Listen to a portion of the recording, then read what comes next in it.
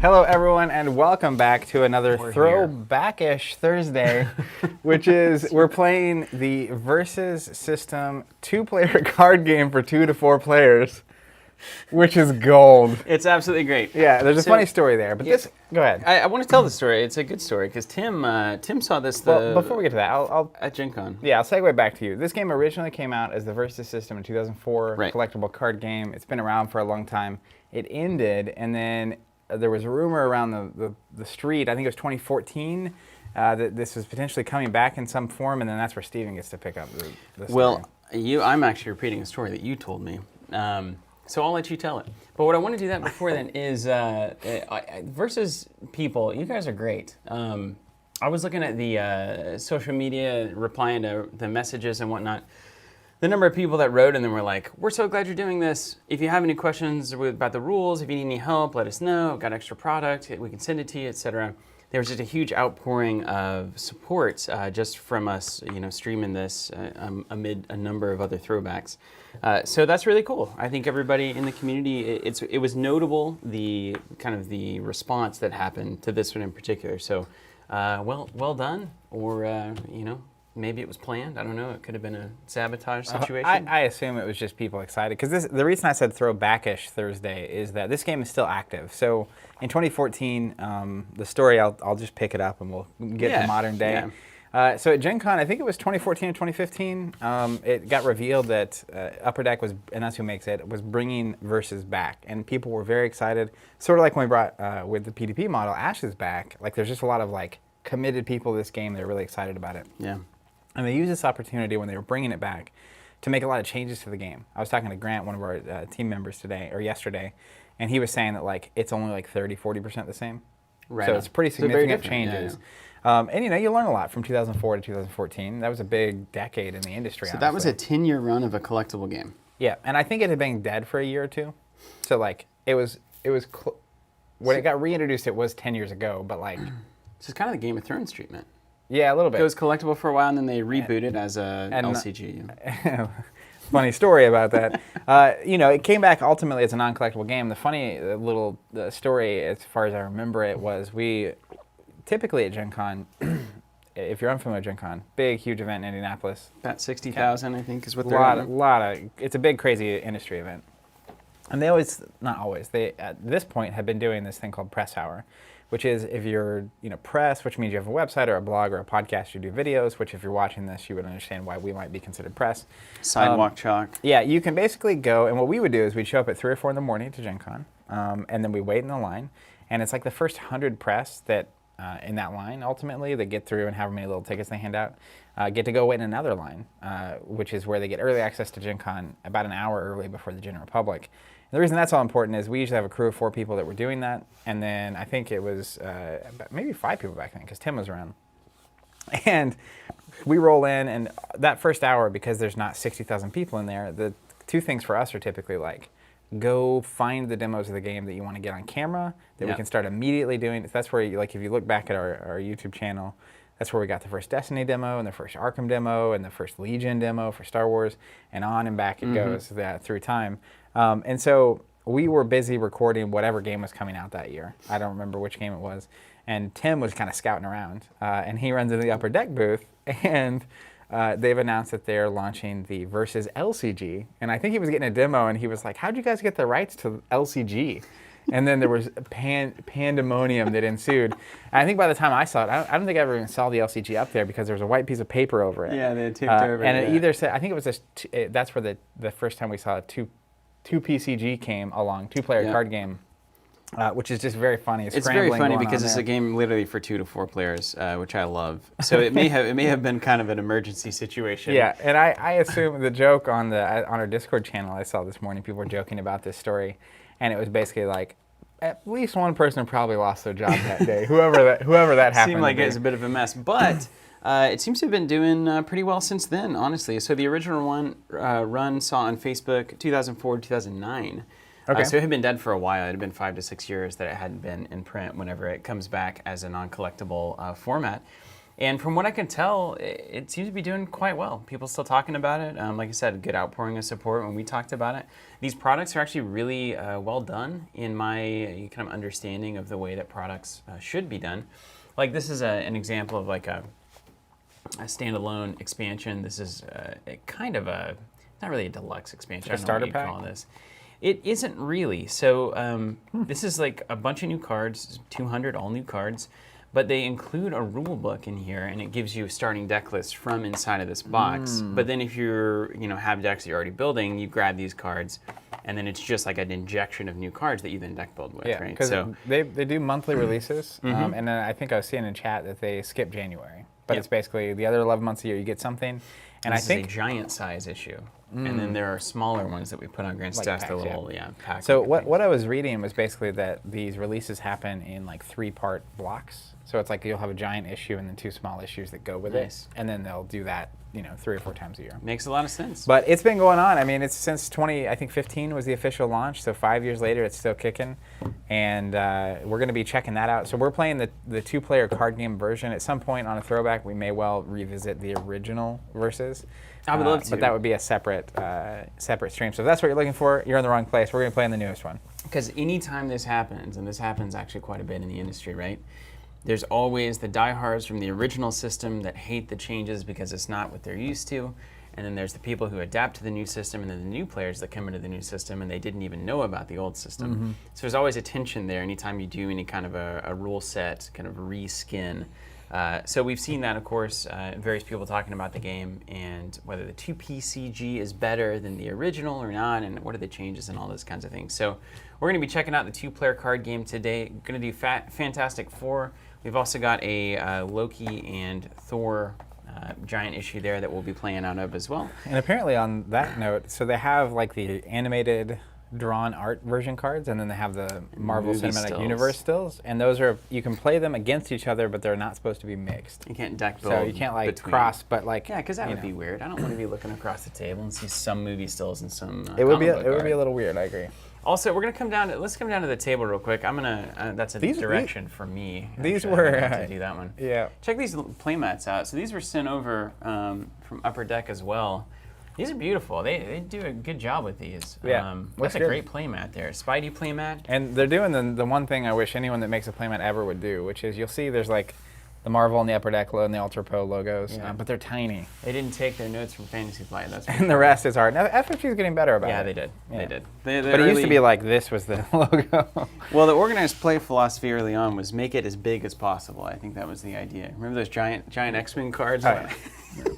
Do I remember? But Still- we're not going to play on these because they're really bright and they're going to kind of freak the cameras out a little bit. So we'll be playing on our standard Nebula playmat. Everyone out there chatting. So what are your thoughts on the 2PCG as a whole? What are the strengths of the system? Like, what do you like about it? How does it compare? I was reading the rulebook. It looks like it might play a lot like the old BattleTech CCG, where you have your resources, and then you have 2 rows and you can protect things and whatnot. You protect your second row of characters, the front row of characters, those kinds of things. So I'd really like it if it plays like that, and I guess we'll get to see if that's the case. You want to teach me? Teach me how to Dougie. Where's my cards that I'm using? Is this my So set? that's there's a bunch of main characters that you can play in here.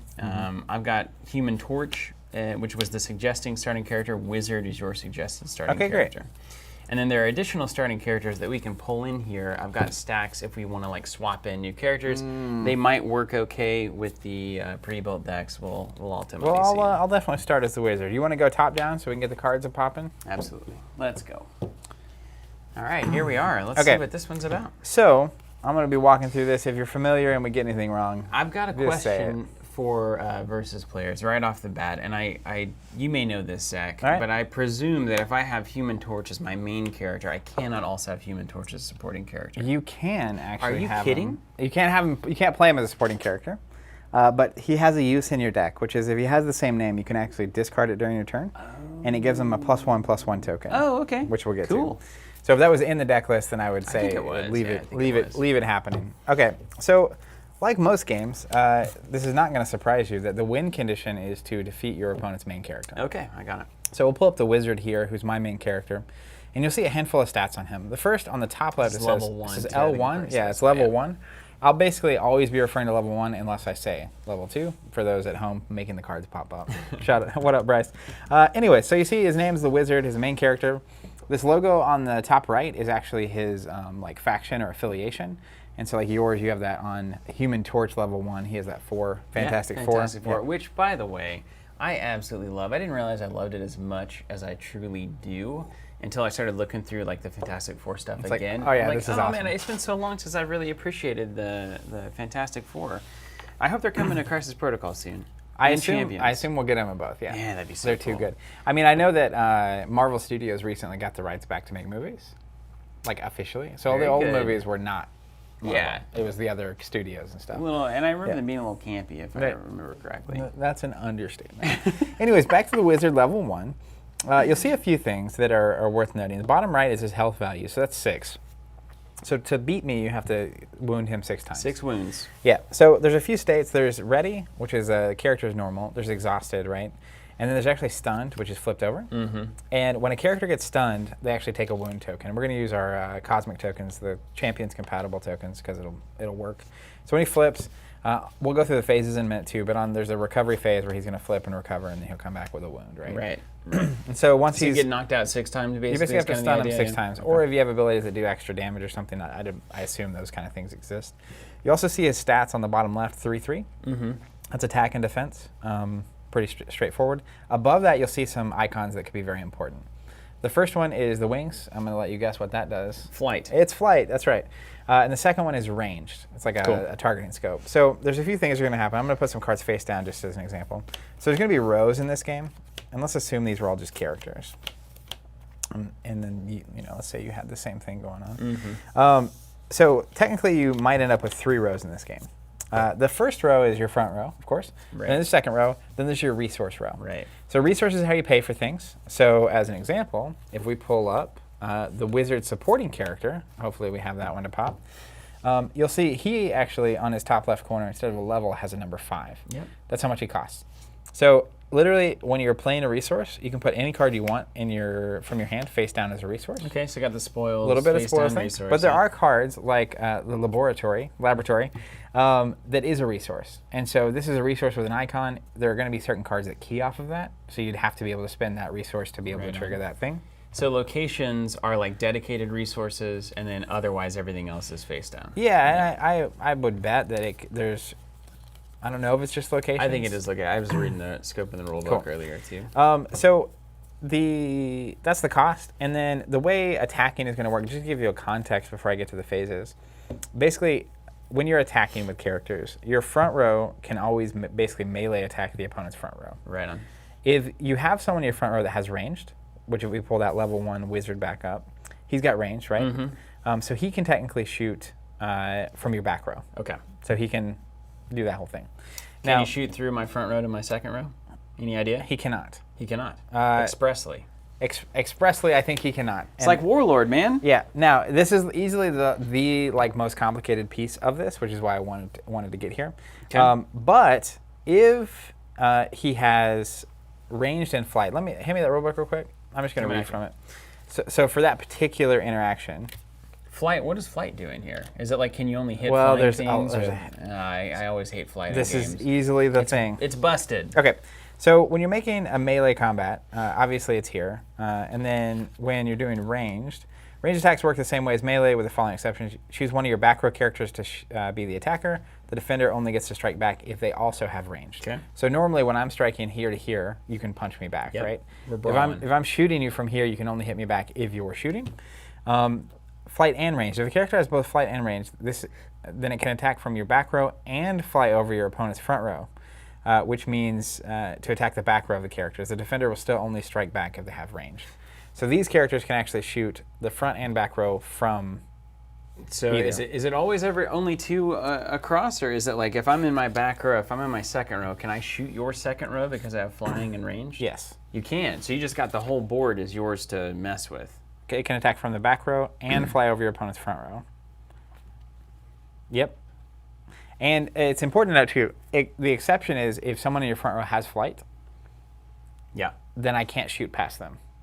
Oh. Wow, this is going to be interesting. But this is the most complicated part of the And game. does the linear thing matter? Can you only shoot in front of you, or can you shoot anything on your opponent's front row? Does that make sense? Like, can I only shoot down the If the you have to shoot in your row. Okay. Yeah, which positioning will matter, which we'll get to in a second. Okay, great. We got some great comments coming in. Range means you can attack from your back row. Flight means you can attack an enemy back row. Flight jumps over the front row or blocks other flying characters. Yep. Range equals where you can attack from. Flight equals where you can attack to. Oh, very cool. Okay, I get that. Oh, you can attack anything in the row. Okay. Yeah. I wish it were columns. That would be kind of cool. I started to think more Summoner Wars all of a sudden. Okay, so the basics of the game, we're going to start with 7 cards, which we'll do in a minute. The phases are, the first step is draw phase, where you get to draw 2 cards, except for the first player on the first turn. Classic. The build phase, so during the build phase, your stunned characters, which are the ones that are face down, are going to flip over, and then all your exhausted characters at that point are going to ready. Okay. Then we're going to get to the recover phase. This is where you can play 1 card into your resource row. Any card can be face down again. Then you can literally recruit any number of cards and put them into play. And at the end, you can rearrange your cards in your front and back row. And your recruitment points equal to your resources, Yep. right? You get 5 resources, got 5 points, you can spend 5 on your turn. Yep. Yeah. And then during the main phase, you can make any number of attacks, 1 at a time. Front row is melee range, back row is ranged only. Characters from the same team can actually attack together. So they can like go 2 against 1 on the defense if you need to do your thing. And the way that functions, like you have your Human Torch level 1. So I have my Wizard level 1. If I attack you, I have a 3 attack and a 3 defense. You have a 2 attack, 4 defense. So my 3 would not be enough to get over your defense.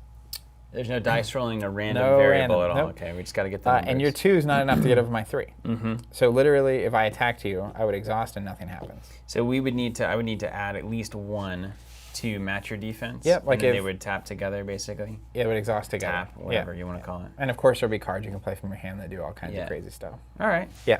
And so by the way, your level 2 will be set out to the side. Okay. You'll start with your level 1 in My play. level 2 is Bugatti. It's a 6/6. Yeah, mine's a 7/5. What? So this is how we handle the throwbacks most of the time, everybody. We'll appreciate your help here on the chat for any rules that we get wrong or any questions. But we just like to kind of throw ourselves into it like we would if we were not on camera, just brand new players. Someone reads the rules, we dive in, we figure things out, Yeah. etc. So please bear with us as we learn. How many card decks are these? These are chunky. Deck of something. I think you had a 60 card in this one. But these seem big. Popping in to say, hi, I remember playing the original release of this. It was a lot of fun. Looks like they managed to capture the heart of the game. Later. See you later, Deck of something. I'm gonna also scroll up here. I wanna see Read what your everybody thoughts was over there. saying about what. I'm going to go ahead, pull up this. Wizard level 1. I'm just going to read down what he does as well, beyond what I read earlier. He's got Wizard armor. While the Wizard is in combat, you can play any plot twist as a copy of an open fire, find cover, savage surprise, or best offense is a good defense plot twist. Oh, goodness. Yeah, somebody said Wizard's gonna be tough. Freaking Camper says, I love the monthly releases. H. Rivera says, reminds me of Magic the Gathering. I love this game. Keith McGee Jr. there on Facebook saying, the fact that you have a main character makes the game really flavorful. If you love Wolverine, you can be Wolverine, which is really nice. LC Du Figueroa says it's a great game. Ryan Roper, our Flesh and Blood Rules champion, says, I think the game is great. My biggest gripe is about power level of individual cards and seeming lack of playtesting that happens sometimes. Andrew Cartwright says factions can get mixed, no resource screw, thematic abilities, fun combos, and UDE hits release dates consistently. Now that is a miracle. Aaron H says all I know is it has the X-Files, so I'm in. And then SFDC Trailblazer saying the system gives a nice thematic way to play a character rather than pretending to be a character. Lots of similarity to Wildstorms too, which is a game I've actually heard more about recently than ever in my life. Ryan actually saying the biggest strength is the organized play formats, no rotation, and uses formats to cover that kind of problem. Nice. Yeah. Makes a lot of sense. Okay. All right.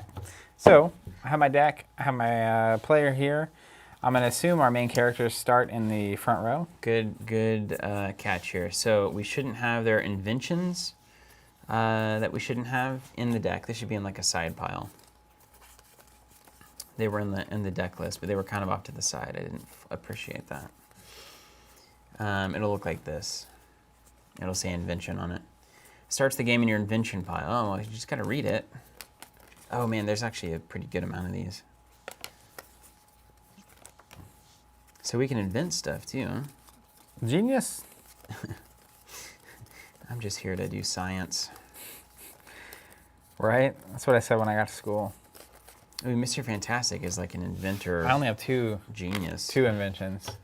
Are you serious? The wizard's not exactly Wow. big brain time. I'm gonna be killing it here. I've got a ton of technology. So apparently your main character can start in either row. Given that I'm flying in range, I'll head to the back. And the second row is considered the safer row, right? Because you just can't get clobbered. You'd have to have a ranged... No, you'd have to have a flying character to get to it. Even your range in the front row can't shoot my back row. Can too. If you're flying. Mm-mm. I believe that's correct.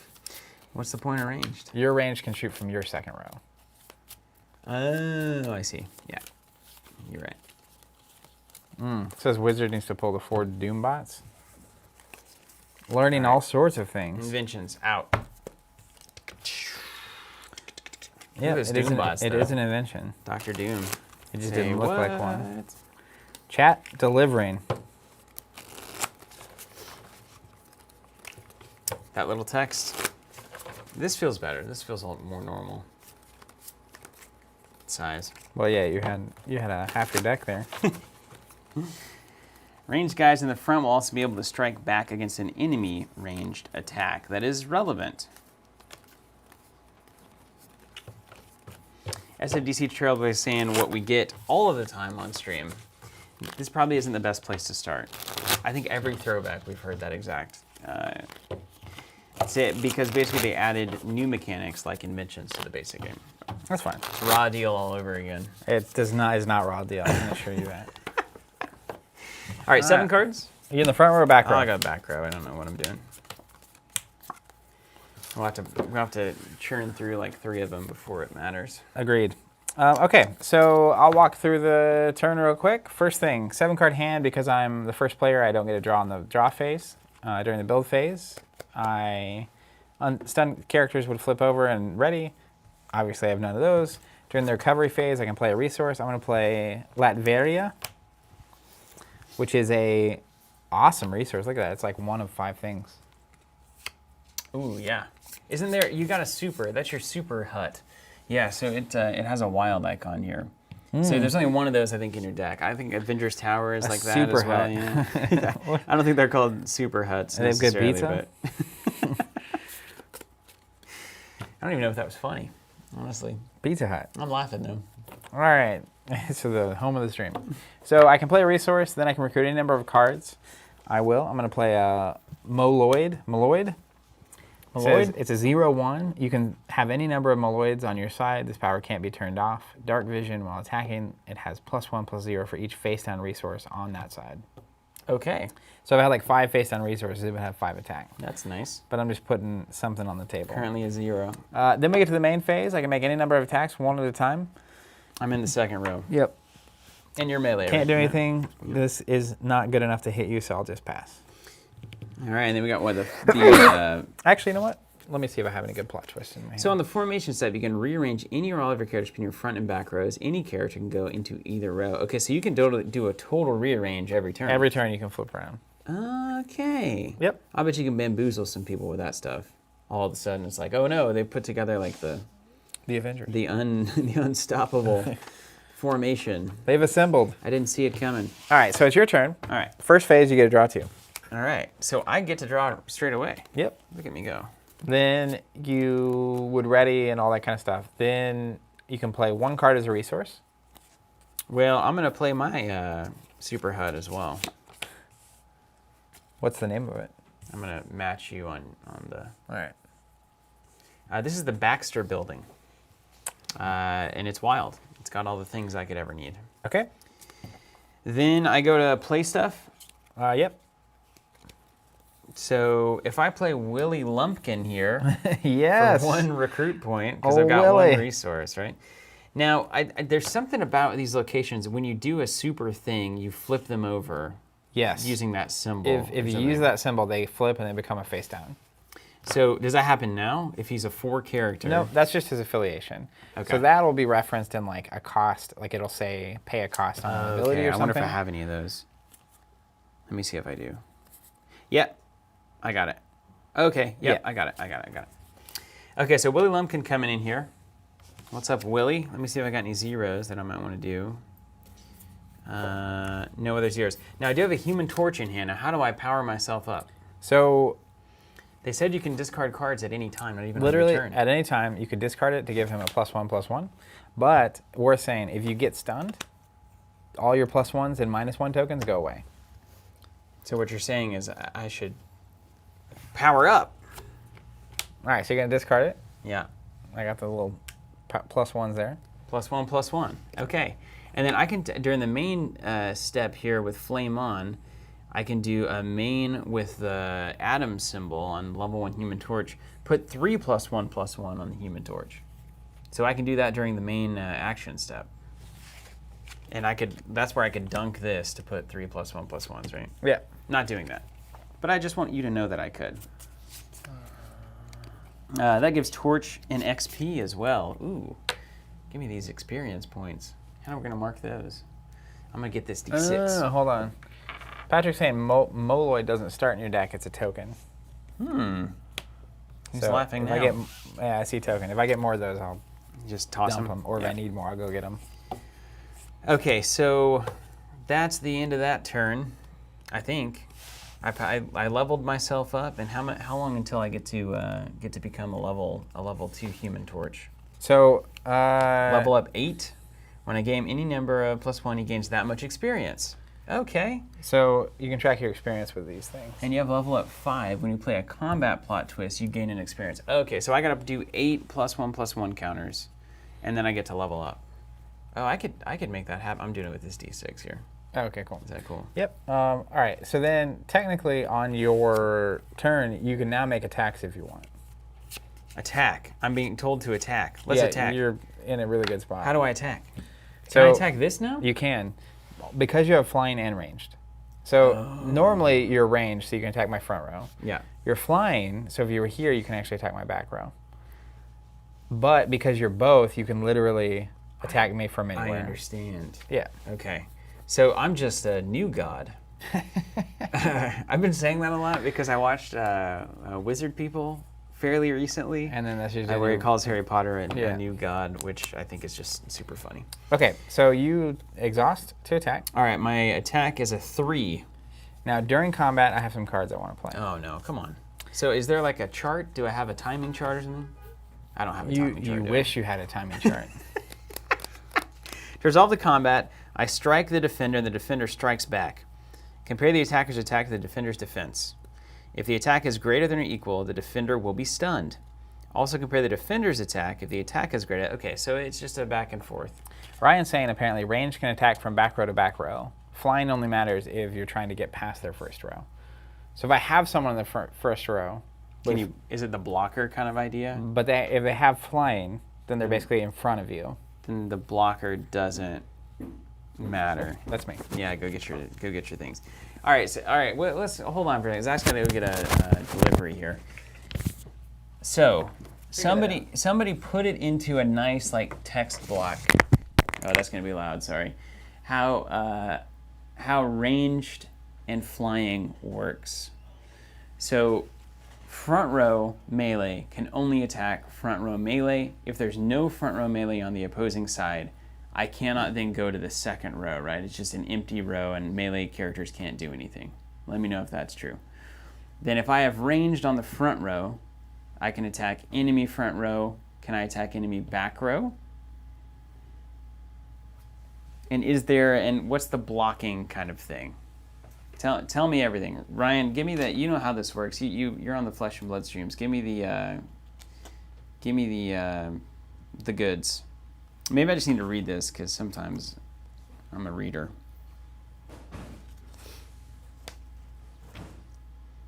Range attack works the same way as melee with the following exceptions.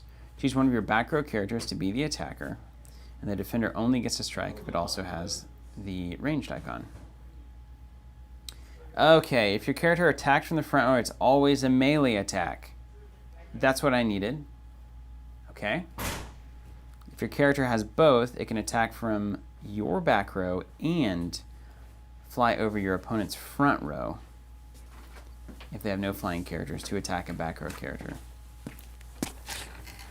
So anything attacking in the front row is a melee attack, period. There is no range in the front row, okay? All right, Jason said it's a little complex. It confused me at first. Here we go. If there is no front row, you can melee attack the back row. Dean saying ranged can attack from the back row. Flying can attack over the front row. So a flying melee character could attack your second row. Yeah. A flying ranged character can attack your second row from the back row, right? I think a ranged character can attack anywhere too. Ranged character can attack from my back row to your front row only. That's the thing we need to find out. That's what I need to find out. Yeah, the defender, if it has the, you choose one of your, they work the same way as melee attacks with the following exceptions. So melee attacks have to be row to row. I don't think you can range into the back row at all. I love this. All right. Here we go. Think of combat like actual rows of people. You can't melee to the back row if someone is in front of you. Flight lets you jump over the front row. A flyer will block a character trying to jump over. Okay. If the front row is empty, the back row can be attacked by anyone who can legally attack. Flight can fly over the front to the back unless there's a front row flying character. Range just enables you to attack from the back row. That's the only thing that it does. But you're still just attacking the front row. Melee attack attacks the front row. Range attack attacks the front row, but from the back row. Melee range also lets you counter.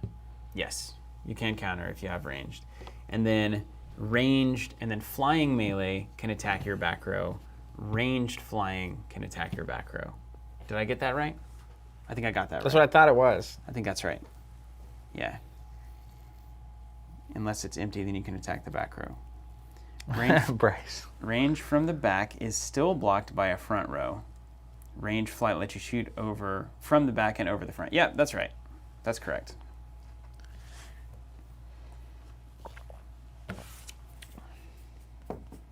Okay, it lets you attack from the back.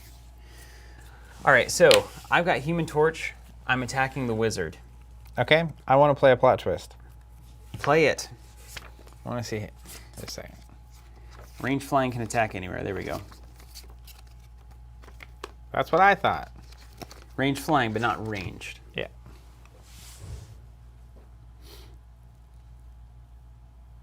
Mm-hmm.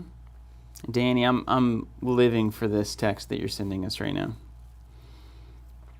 Protected from attacks if there's any face-up characters in the front row. Back row characters with range can range attack and will get struck back unless the defender. Flying character can protect characters unless an enemy.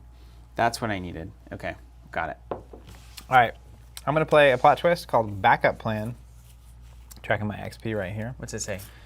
Combat. If an enemy player has played a plot twist this combat, draw 2 cards. I haven't. Nope. You have any plot twists? Not now. Ah! No, I don't. Okay, so I can counter you technically. It doesn't much matter. I'm a 3/3, you're a 3/5, so you're going to stun me. Okay. So I... Stun. Take a wound. Mm-hmm. And then I can't beat you while you're down, right? No, I can't. Can Willie come stomp on you? Hold on, before you do that. Wizard armor, while wizard is in combat, you can play any plot twist as a copy of these other plot twists. Oh, no. So I'm just going to go find one of each of those. Yeah, this is going to be that. This is why somebody said that wizard wasn't great. Yeah. Which is, I'm just going to go find my plot twist. That's a good idea. I'll hang out with you guys on chat here real quick. Stunned is flipped and exhausted. Okay. What is this find cover thing? That's not in the rule book. That's not in the rule book, is it? Did you see find cover in here? Oh, great. These cards that he can play anything of are not in the deck. They told us to start with this deck. It says it right here. Is it in that stack over there? Yeah, probably. See if they're in there. I love it. This is you literally get to see how your starting experience ultimately looks in all of it. It's like the Sausage Factory. Theodore says it's not. It's from the original box. Hold on, I'm gonna get you a different character. This is you can't do this. What if you just go to like Dr. Doom or something? Great. Or Mole Man. Anyone but this. You guys have any examples of any good starting characters here? Why would you suggest that as your starting deck list when you can't even reference the cards? It's insane. Here, do a little Dr. Doom. Do you have enough equipment? It doesn't matter. He kind of wants to do equipment. Level 1 Dr. Doom. He's a 2/4. Build. Okay. Here we go. Do this one. That's a really straightforward one. So that's Super Skrull. Skrull. He's kind of the anti-Human Torch, so it'll probably be fun. Do you have the other rulebook?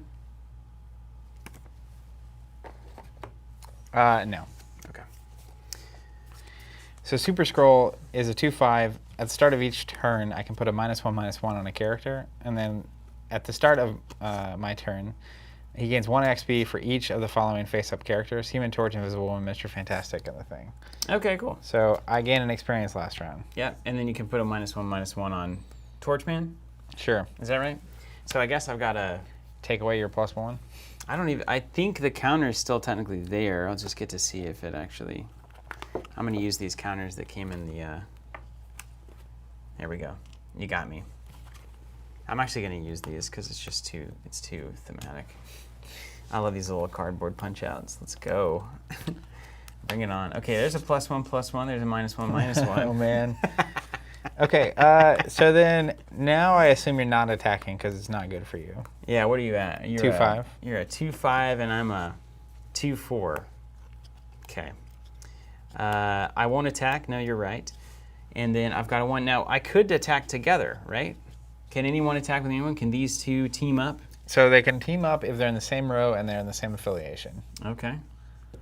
Okay, so I'm not going to do Also, that. apparently, your minus counter cancels out your plus counter. Okay, so they're just gone. But I still gained it, so I get the experience at least. Yeah, now I put a minus on. You would want to gain it to get rid of it. Yeah, there you go. So I'm not going to do any attacks then, and I'm gonna be done. I don't think there's anything else I can do. All right, mine. Mm-hmm. Draw 2. We're going to play a laboratory. Now I can actually play someone. I've got Alicia. This looks like that. It's just good, that old school comic book art too. What do you do? What if you have multiple copies of the same supporting character, the same exact card? Can you stack it? Can you flip it? That's where you discard to get the +1/+1. And that works for anyone? Yeah. Okay, cool.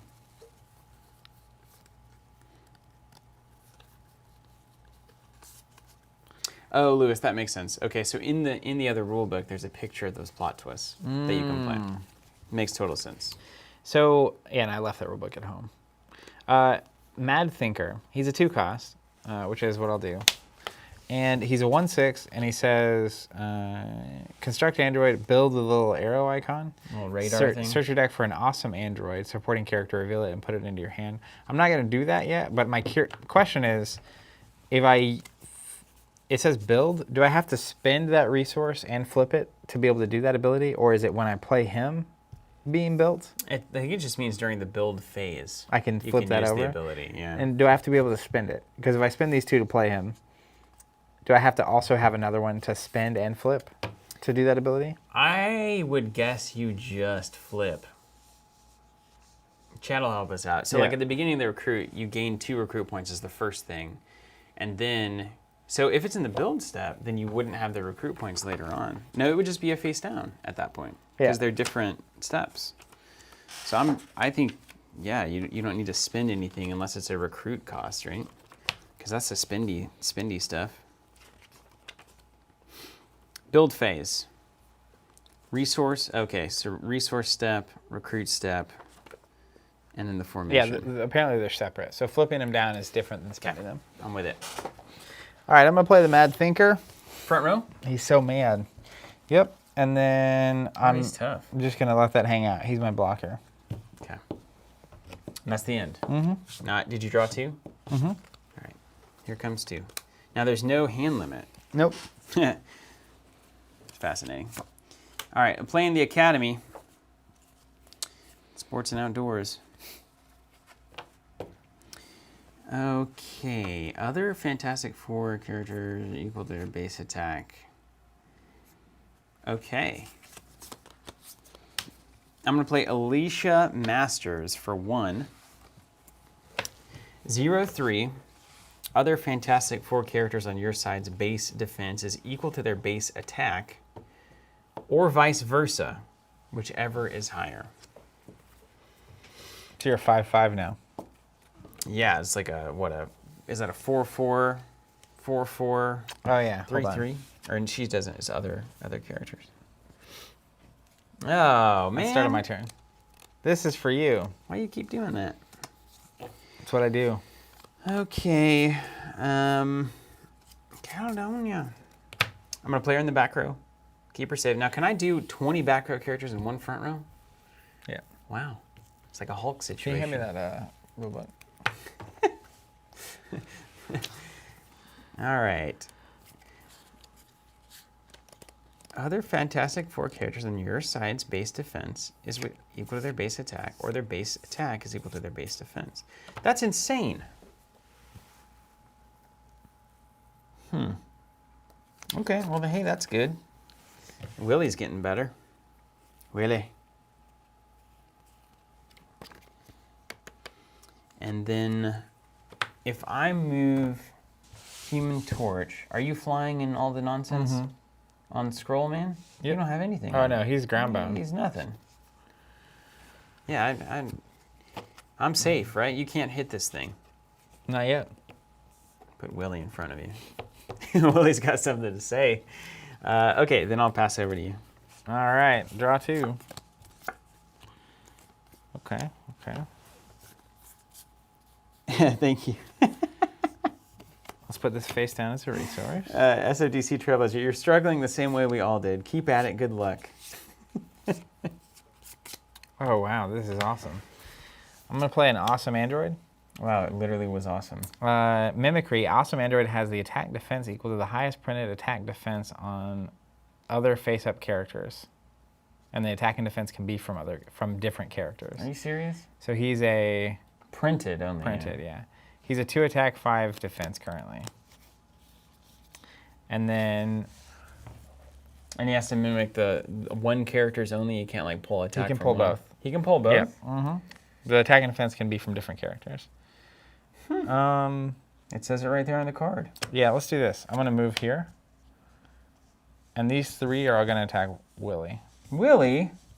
Gee Willikers. Do I get to probably respond to one of them? Not that it ever is going to matter. Oh, I didn't even read his text. Yeah, you can. Sorry, Willie's in the back row.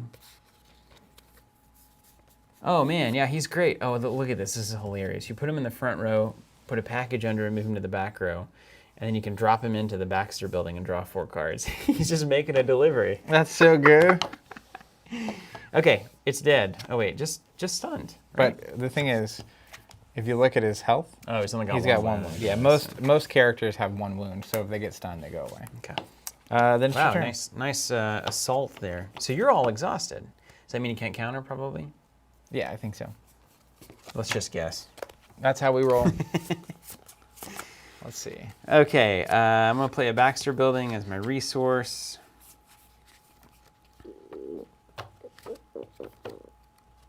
Draw a card for each who's been KO'd on your side. Weird. Okay, then I'm going to play Agatha in the front row there. And then I'm going to power her up by discarding another copy of her. And is the KO pile and the discard pile the same thing? I think so, yeah. I think they are, right? Okay, and that gives me a +1/+1 counter. Oh, I'm gonna use my little counters here.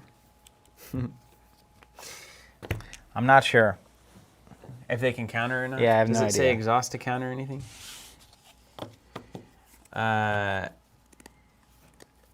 Then on the main phase, I'm gonna flip this down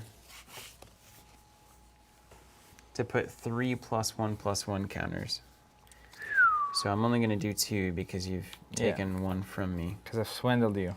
But I will get 3 experience. I'm gonna power up in no time. Oh, any number of, okay, he gains that much. So that only powers me up by 1. Okay, you can counter even if exhausted. Okay, but not if stunned. All right, well, I should take a shot at your main person. I agree. Wait, no, your android. What's your android at right now? 5 defense. Why didn't I not 6? 6 defense. Ugh. All right, Agatha, swinging.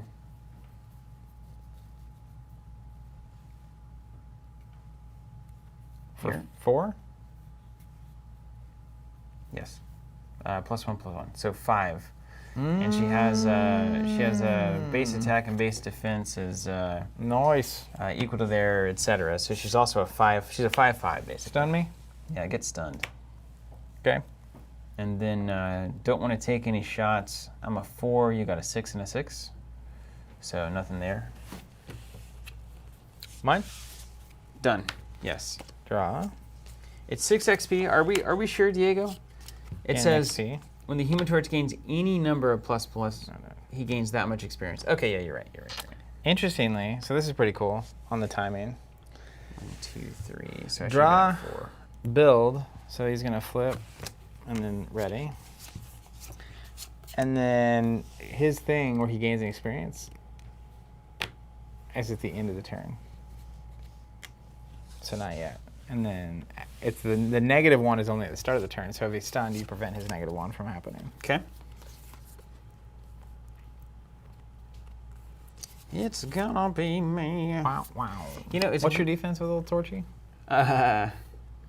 6/6. And I need to get higher than that to hit him, right? Right. No, equal to will work. Okay. I'm going to play Thundra. Thundra. She's got leap, which means she has flight on my turn. She also has bulletproof. Characters with an attack or range can't strike her. This also means he's now a 6 on the attack. 6/6. Big ol' android boy. He's awesome. Big ol' beefy android boy. Beef. It's what's for dinner. for dinner? He's going to swing 6 here. Okay, you did it. You did it. And she be KO'd, she can be shuffled into the deck and stuff. Oh, nice. She's a witch. She's a witch. I will swing with Thundra because she has flight, and you have no one in your front row, so I can attack you anyway. Everything you can attack now. It's game on. Even your melee people can attack He's my a back what row. defense? 6/6. And a 6 hits you, right? Yeah. So I'm going to swing for 6 here. All right, wound on. I also get wounded, right? Because Yes. I'm only 2 defense. Yeah. She actually has 2 health, too. And then do I lose my counters? I think I lose my counters. Oh, yeah. And let's do this. But I don't lose my experience. Right. And then I'll end my turn. You don't want to kill this person? She's very much worth 3 defense. I don't have 3. What a fool. Fly, you fools. All right, back over to me. And then into my turn, I get an experience, and then I can level up to level 2. It happens automatically? I think so, yeah. All right. Let me just read the compendium. Well, if you think so. That's all that matters. Is there anything else? Is there anything else that you can do with resources aside from playing cards out of your hand? You like draw cards with them or I don't think pump so. with them? Because like I'm on 5s in hand and my turn is going to be nothing. And that would be bad for me. Okay, well. Recover. What? Can you run me down the steps again? So, draw 2. Mm-hmm. flip your stunned character's face up, then ready all your characters. Stun character face up. Ready everything. Then you can play a card into your resource row. Okay. Then you can recruit any number of cards. Card into the resource. Then you can recruit cards.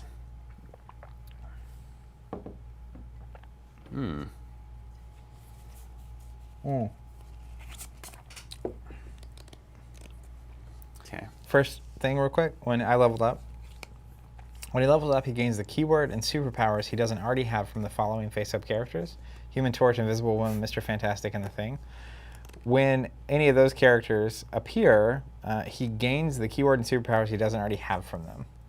So he's literally all of your Fantastic Four abilities.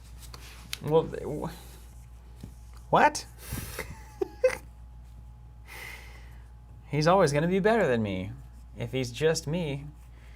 I played against Ditto in Pokemon. Except he doesn't have to waste time transforming. Okay, well. I have to spend a lab to gain 3 ++s. That's basically what I gained. So, so I can't recruit anybody.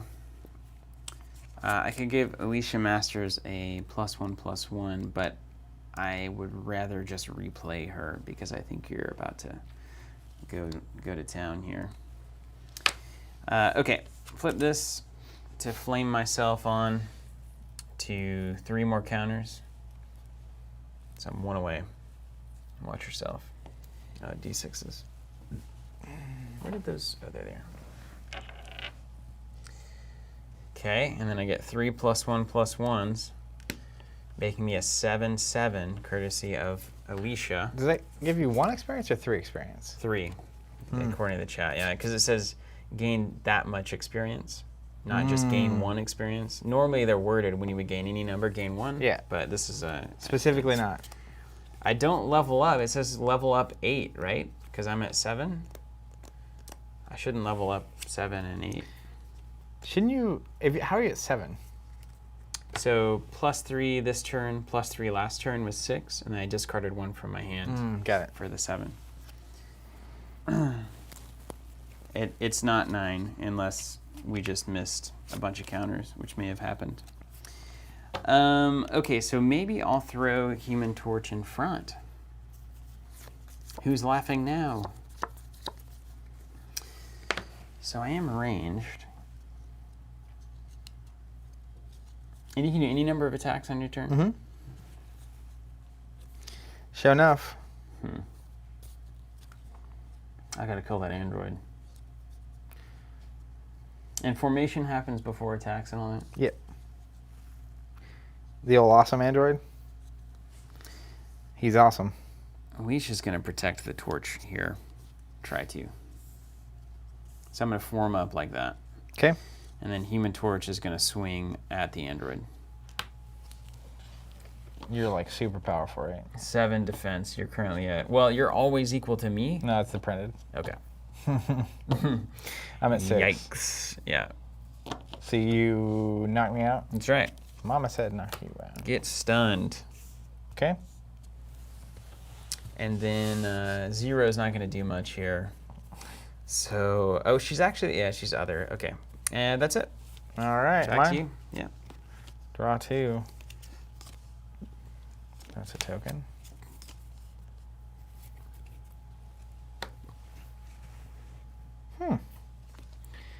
Hello there. Face down? Mm-hmm. And I get 5. 5 seems to be a good break point, at least for me on this. All right, I'm going to use one of my wilds during the build phase to trigger the Mad Thinker to get an awesome joy. Oh yeah, she comes back. Also, when I don't know why stunned is not. Oh, the full Especially when you have to put wound tokens. Flipping a card with tokens on it is really bizarre. stuff. Anyways, I'm going to grab an awesome. Hopefully there's another one in here. It'd be funny if there wasn't. Let's straighten this up. Oh, we're Playing the Sidewinder. classic. There it is. You got Dig on with you on the 3 experience, but I've only paid it twice. So 3 experience, 1 for the power up. That's 7. You're about to go flame I'm on. about to be super flamey. Torch on. I played an awesome android, and then What? Why is this something? Some ability you just keep playing these? no, I drew one, and then I used his ability this turn to go get one. Oh Flip my the thing gosh! face So I down. gotta. So this guy just puts in broken androids forever. Then I'll also play a puppet master for 2. Ugh.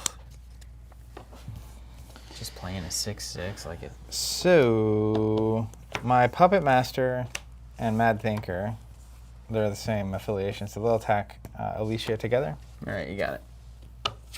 And somebody's taking 3 back. No, somebody's taking 0 back. Whoosh. And then what's your stat here with old Johnny? 7/7. Who wants it? Well, they both have to get it. So they'll both swing. Mm-hmm. It's 6/6 and 6/2. So you get a counter back, but you're going to also take a Right.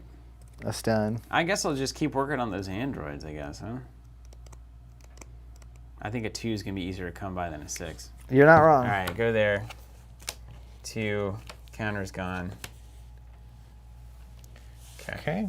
And then that'll be my turn, because you're all out of characters. Yeah, I'm just getting pummeled. It's like every good superhero story, though. You got to get beat up. That's how I watching the new Spider-Man movies.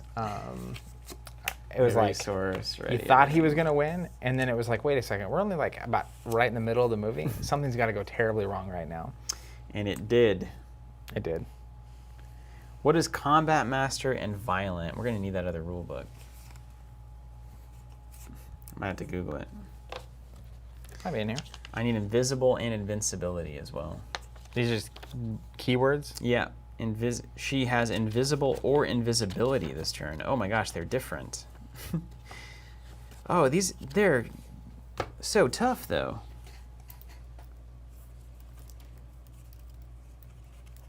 This is the Fantastic Four. Mm-hmm. Yeah. Okay, well, who's laughing now? Invisible Woman.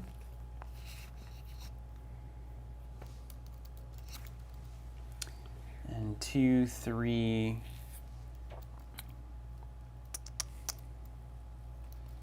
Violent. They strike with double their attack.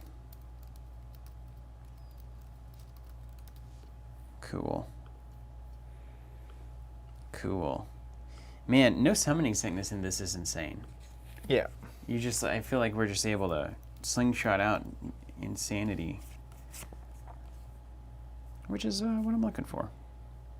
What does invisibility do? What was the name of that box? The Fantastic Battles.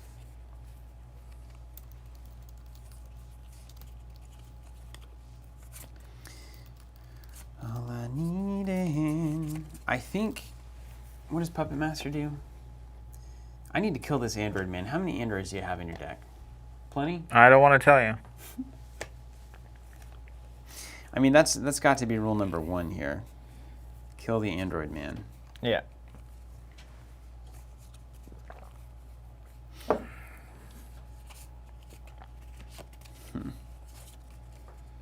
Yeah, I don't know how to get that. I'm also gonna scope something out. Did you ask the chat what those rules meant? I was trying to find. Yeah, I got Combat Master and Violent. Violent is double damage, double the attack. Combat Master, you can't play plot twists. Is that the thing? There we go, Jason. Thank you. Linked a glossary. Great.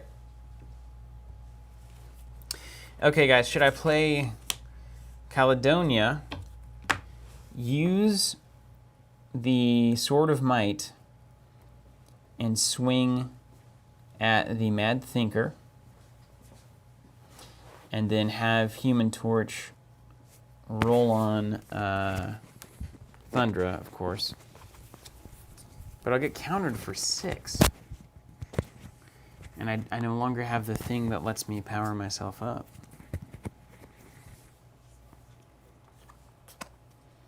Chris, apparently there's not combat sickness or anything. Did you get the invisibility invisible? I did not. I got you. Thanks for that glossary.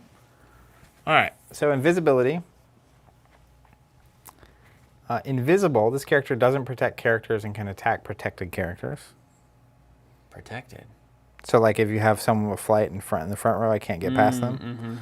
And then invisibility. What's the good thing?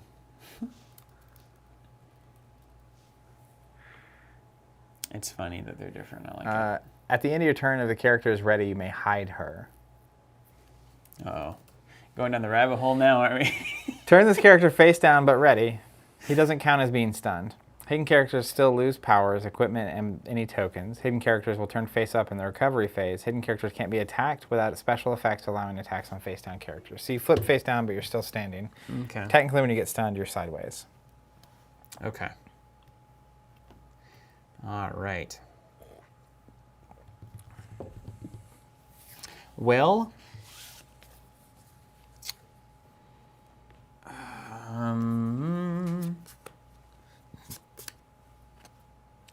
Oh. Dude, I need these +1/+1. I need to power up. Where's my power up? Power up. I need to put a +1 counter here. It's the only way this works. It's the only way. 4, 2, 4. What if we did this? I'm just gonna get beat up. Just wait for it. I'm just getting beat up. Okay, how do I get out of this? How do I get out of this? You can only take one room to turn. I know, but like, I know. I so know.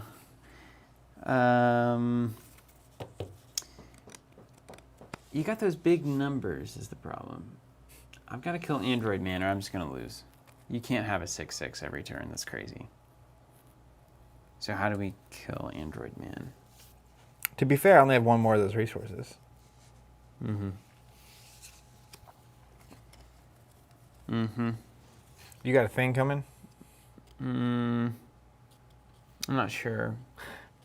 I'm really not sure at all. I'm getting some big numbers myself though, so you better watch yourself. Okay, let's play an invisible woman.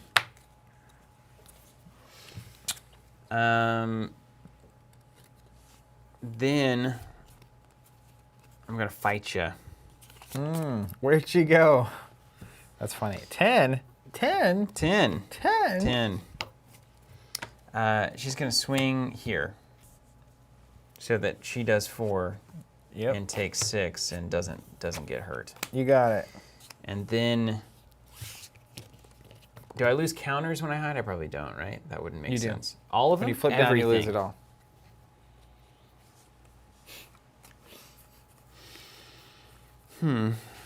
Interesting. I'm gonna go ahead and do the old ready invisible woman. Make her invisible. Boom shakalaka. You can't see me. John Cena all over this thing. And then I'm a 2/4. I'm pathetic. I'm a pathetic torch. I can do nothing. Can I hide? I cannot. You can get beat up. I'm gonna just get beat up. That's how this is gonna go. Why is Steven crying? Because I'm getting beat up. Mine? Past you, yeah. Draw 2. Oh, wow. We're going to play a resource. That is a creepy academy. Ooh, yeah, weird. What are they teaching those babies? That's a good question. Oh, Doom. I see. It's on the blocks. Kind of a nihilistic. This will be our sideline. So I have 6. I think it's time for the molecule man. Oh, here we go. He's a 5/9 with ranged. During the main phase, I can spend a scientist resource or discard an unstable molecules plot twist. Choose one. KO another supporting character on my side. Put a +1/+1 counter equal to its cost on a character's on your side. Whoa. So like I can KO a 5 coster and get 5 +1/+1s. I need this guy. Also, energy to matter, remove any number of +1/+1s from a character on your side. I can put a character with a cost equal to that number from your KO pile onto your side. I'll read that again when you do it. I can knock one of my own characters out to put plus counters in play. Mm-hmm. I can remove any number of plus counters to put someone from my discard pile back into play Right equal on. that cost. Okay. Pretty cool hero. Can't hate it. Mm-hmm. Well, let's use... Tell me how you'd like to flip this old torch down. Right? So I'm going to use your main flame on action here. Uh-huh. So I get +3 Cool. on my main guy. Oh, and these guys are ready now. He's got what, 4? How do you come back from this? You'd be fine. I'm going to swing. That's not a real answer. Hit you for 5. You did it. And then end of the turn. Okay. Yeah. So then I think- hidden stuff flips back, right? Yep. The thing about it is like your resource curve is going to keep building, and there's going to come a point where like you can there's just my level up. you can That'll just change play your whole hand. Like you're going to be able to play so much stuff all the time at the end of this. But we both will. Yep. And if you're still ahead, I have a lot of... Okay, so next up. You didn't make an android. Does that mean you don't have one? I didn't want to smell my wild. Yeah. I also didn't have the resources to play it, even if I went and got it. Because I got that Molecule Man. Yeah, Molecule Man was on fire. Literally. Okay, here we go. This is what we do. You're about to get wrecked. Invisible Woman, powering up. Power up. I don't know when I'm supposed to do that technically, I but think you can do it anytime. then Alicia Masters coming in for 1, Hey there. and I've got 5 left. Here comes Caledonia. All right. See, look. Don't call it a comeback. Don't call it a comeback. I've been here for years. Theodore on point there. Then we're gonna main phase. Flip this down. 3+1s on the torch. He's leveling up. Level up. Keeps his counters and his wounds, I'm guessing. Yeah. Woo, he's a 9/9. Enjoy the new abilities you have. Yeah, thanks. What's he do? I can flame on forever, basically, with my little atom stuff. And then I have a Nova Burst for the atom. Put -1 counters equal to the number of +1 counters you have, divided as you choose on any enemy supporting characters. So you can turn your pluses into minuses on me. Not even turn them into, but just, I keep my +1s and I just give you that many -1s. I don't have to remove mine. Wow. Yeah. You need more science resources. I need more science resources, yes. But I can do the same thing. I know. Yeah, it's kind of weird how that one works. I'm very aware of that. I am you. You are me. We are all together. I'm about to clear you out here, though. Cuckoo, cuckoo. You're not ready for the pain that's about to occur. No, you're not ready. You're not ready. No, you're not You're ready. not ready. All right. Invisible Woman. A 10/10. Thank you to Alicia Masters. Oh, wow. That is really good. There. You don't want to do that. I do.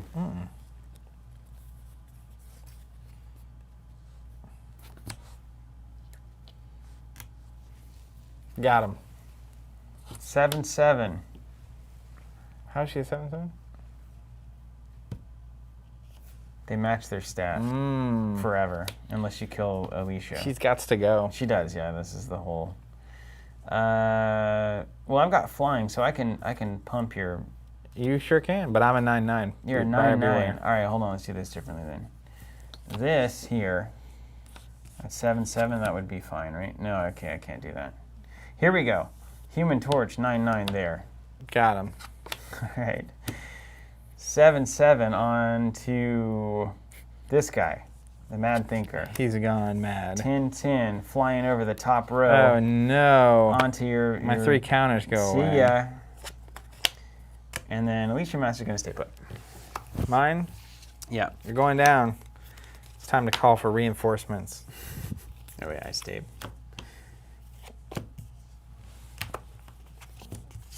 Prepare yourself. I'm so prepared. Let's play a resource. Then I'm going to pay 7 for Dr. Doom. Oh my gosh, what does he do? He's a 7/7 with flight and range. Yeah. All you need is Doom. When you play an equipment, put 3 +1 counters on him. When I play a plot twist, I can ready him. Oh, wow, nice. Build, I can spend this Academy resource, if I want, to create an invention. Okay. And I have some inventions to choose So this is from. the new mechanic they added in the Fantastic Battles. You get to build stuff. Do you get to put it right into play, or do you just you put it in your hand, or what? It's not going to tell us. I don't know. I assume you have to play it because it's like Otherwise, cost wouldn't invention matter, right? 4. Yeah. But there's 0 inventions. But it's during the build step. So yeah, so you probably use the resource, pay the cost of the invention, and put it into play, would be my guess. Yeah, Danny's saying inventions go to hand, so essentially that's the same idea. Oh, and you have 2 people with flight in the front row blocking. I happen to have that, yes. So they're very smart. As it turns out, flight, like in all games, is Is incredibly good. Super good, yeah. I love the commentary going on Facebook chat right now. Roland is appreciated. So this is giving me serious Warlord vibes. I could, yeah, You remember? with the tiers and stuff. I liked the way that Warlord like forced the formations to matter a lot as they moved up and down the rows, and you could only hit the front. But it makes a lot of sense. Dan saying, starting with the Fantastic Battles, lots of weight there. You should try the core first. So we got sent these decks by Upper Deck. The Thorwyn, Fantastic Battles, the weird monster thing. Monsters in my Monsters Everywhere, Monsters... Monsterverse. Get out of here. And that was what we were sent. So unfortunately, we don't have the core. Dan's saying it's a top 3 card game. What are your other 2, Dan? Place your taste on a scale for me.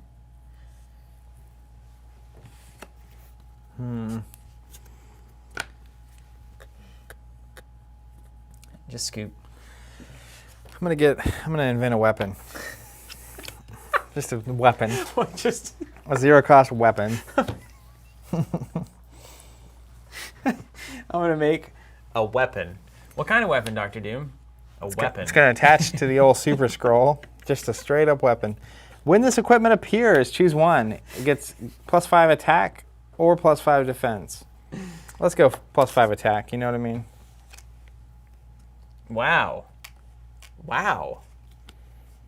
Then I guess he can do whatever he wants.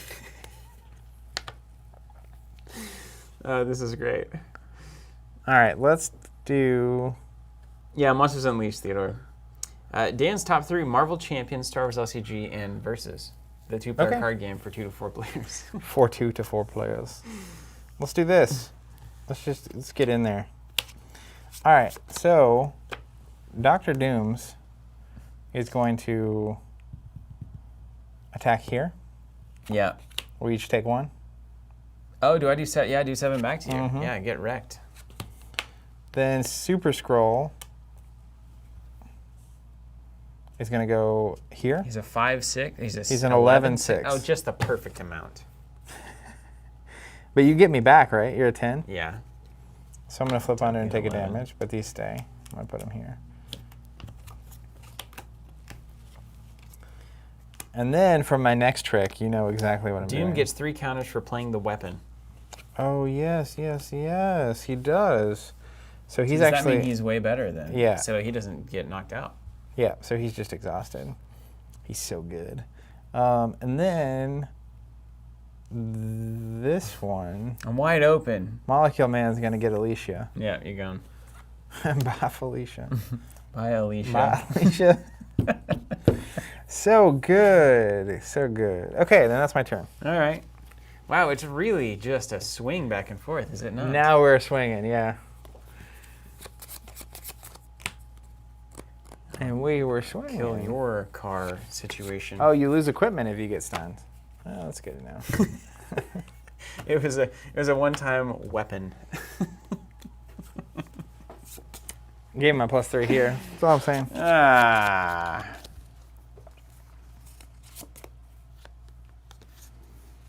And we were swinging. All right. 1, 2, 3, 4, 5, 6, 7.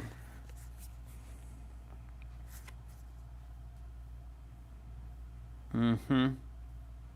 Mm-hmm. Is he in here? This is so weird that I'm going to do it. Literally that weird. What could this possibly mean? Great. Okay. Agatha coming into play. When Agatha appears, draw a card for each Agatha who has been KO'd on your side. 1. Not bad. I hope the discard pile order doesn't matter. Jason says this is about to get really confusing. Is it because of this Wyatt card? What's Agatha do? Nothing. Okay. Valeria can only appear on your side if there's a negative zone location. What's a negative zone? Never seen one. So it's probably back here or something? Yeah, I assume. Well, I can't play that one. Good draw, good draw. Can ranged combine with melee for a double attack? You both just have to legally... No, I think you have to be in the same row to combine. Same attack. row, you said that earlier, yeah. Here comes Wyatt. What?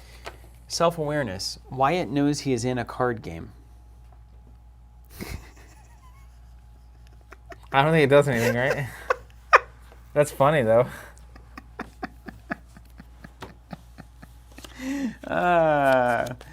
Oh man, inventions. So there's an invention over here apparently that is as the thing that I'm looking for here. Negative zone, right there it is. Ooh, whoa, a lot of text there. That's a scary card there. Everyone's saying, oh God, in the chat. Oh Okay. no, it says back to the glossary. I don't know why I think is just this chat is hilarious. Let's see if it's in here. Self-awareness? Card game is what you'd be looking for. It's the bold text. Maybe it's just a funny card. Oh no, it's literally in the glossary. Can you read that to me, please? This is a power currently available on Wyatt Wingfoot. To summarize, Wyatt will draw cards into his own hand and place resources into his own resource row. That can be used to recruit during his own recruit step to bring cards onto your side. When Wyatt leaves play or changes sides, his hand and resource row are removed from the game. Does he draw an opening hand? I doubt it. I bet every turn, though, he's a side turn. He draws 2. He recruits 1. He has a resource. He has to play resources, though. That's hilarious. That is absolutely hilarious. Jeffrey says, are we having fun yet? I think so. Molecule Man's got to go, man. That's the kind of 90s card game moxie that I've been missing. Yeah, I do appreciate just the insanity of it. So a 9/9 to your 5. Yeah, definitely. Let's start. Oh, wait, I got to play some stuff still. I don't think this is right.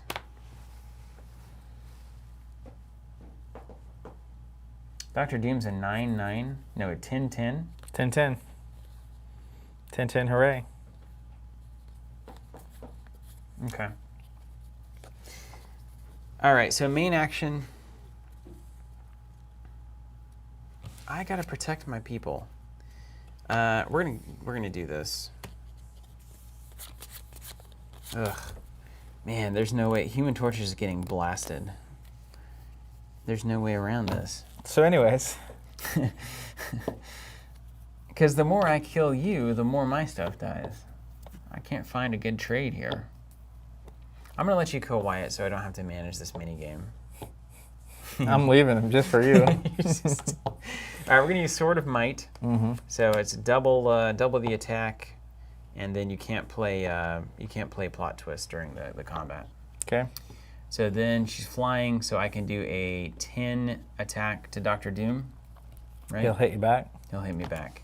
but he flips down and loses those tokens. Yeah, that's worth something, I suppose. Then we will.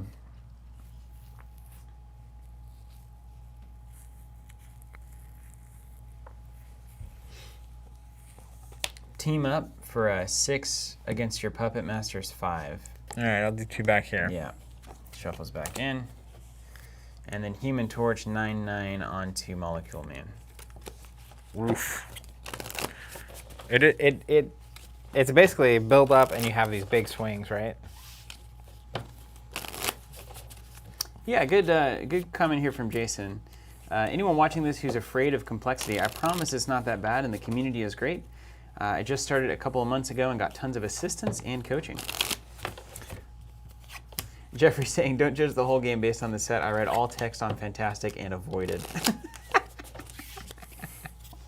Yeah, this is what they sent us, guys. So we didn't curate it to a extreme degree or anything. This could be the worst place to start, but All right, let's do this. During my build phase, I'm it's going to not use... bad. I mean, I know what I'm doing. I played the Academy. I'm going to use it to get an invention. Let's get a Doombot. I'm going to spend 4 on the Doombots. Check this out. Swarm, you can have any number of Doombots on your side. An Is that not always true? an exact replica. Oh, because same name, probably. Yeah. If Dr. Doom would be wounded on your side, randomly choose him or a Doombot on your side. If you choose a Doombot, you must say, "Fool, you think you can defeat Dr. Doom so easily?" If you do, switch their positions and wound the Doombot instead. That's the Moxie we've been waiting for, There man. it is, my friends. Let's go. All right, there's a Doombot. And Let's then go. let's go ahead and play a Blastar. He has +5/+5 while the negative zone location is on my side, which it doesn't exist right now. But he's just playing the old defense. All right. And then let's move this back. He's at what, 9? 9/9. All right. All right, Dr. Doom is going to swing at Wyatt. I'm assuming it works. Yeah, 7/7 to Is 2/6. he dead yet? Oh, gosh. That was avoided. So it's really, the tempo is just basically, is there a turn where you can damage the opponent's hero where they can't damage yours? Yeah. That's essentially what we're trying to set up, right? Yep. Even like a turn I took I'm gonna earlier just where I take this got rid of your front for row you. to hit Alicia. Yeah. Now that's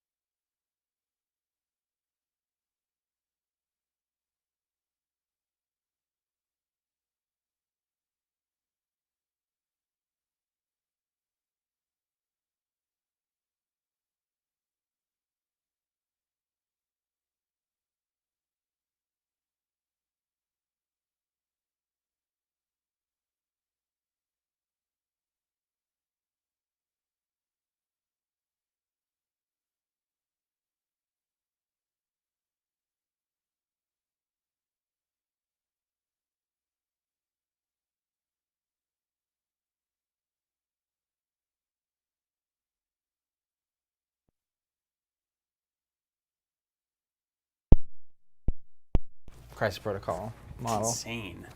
So good. That Dr. Doom is driving me insane. All right, we're good. Yeah, we're good. Thank you.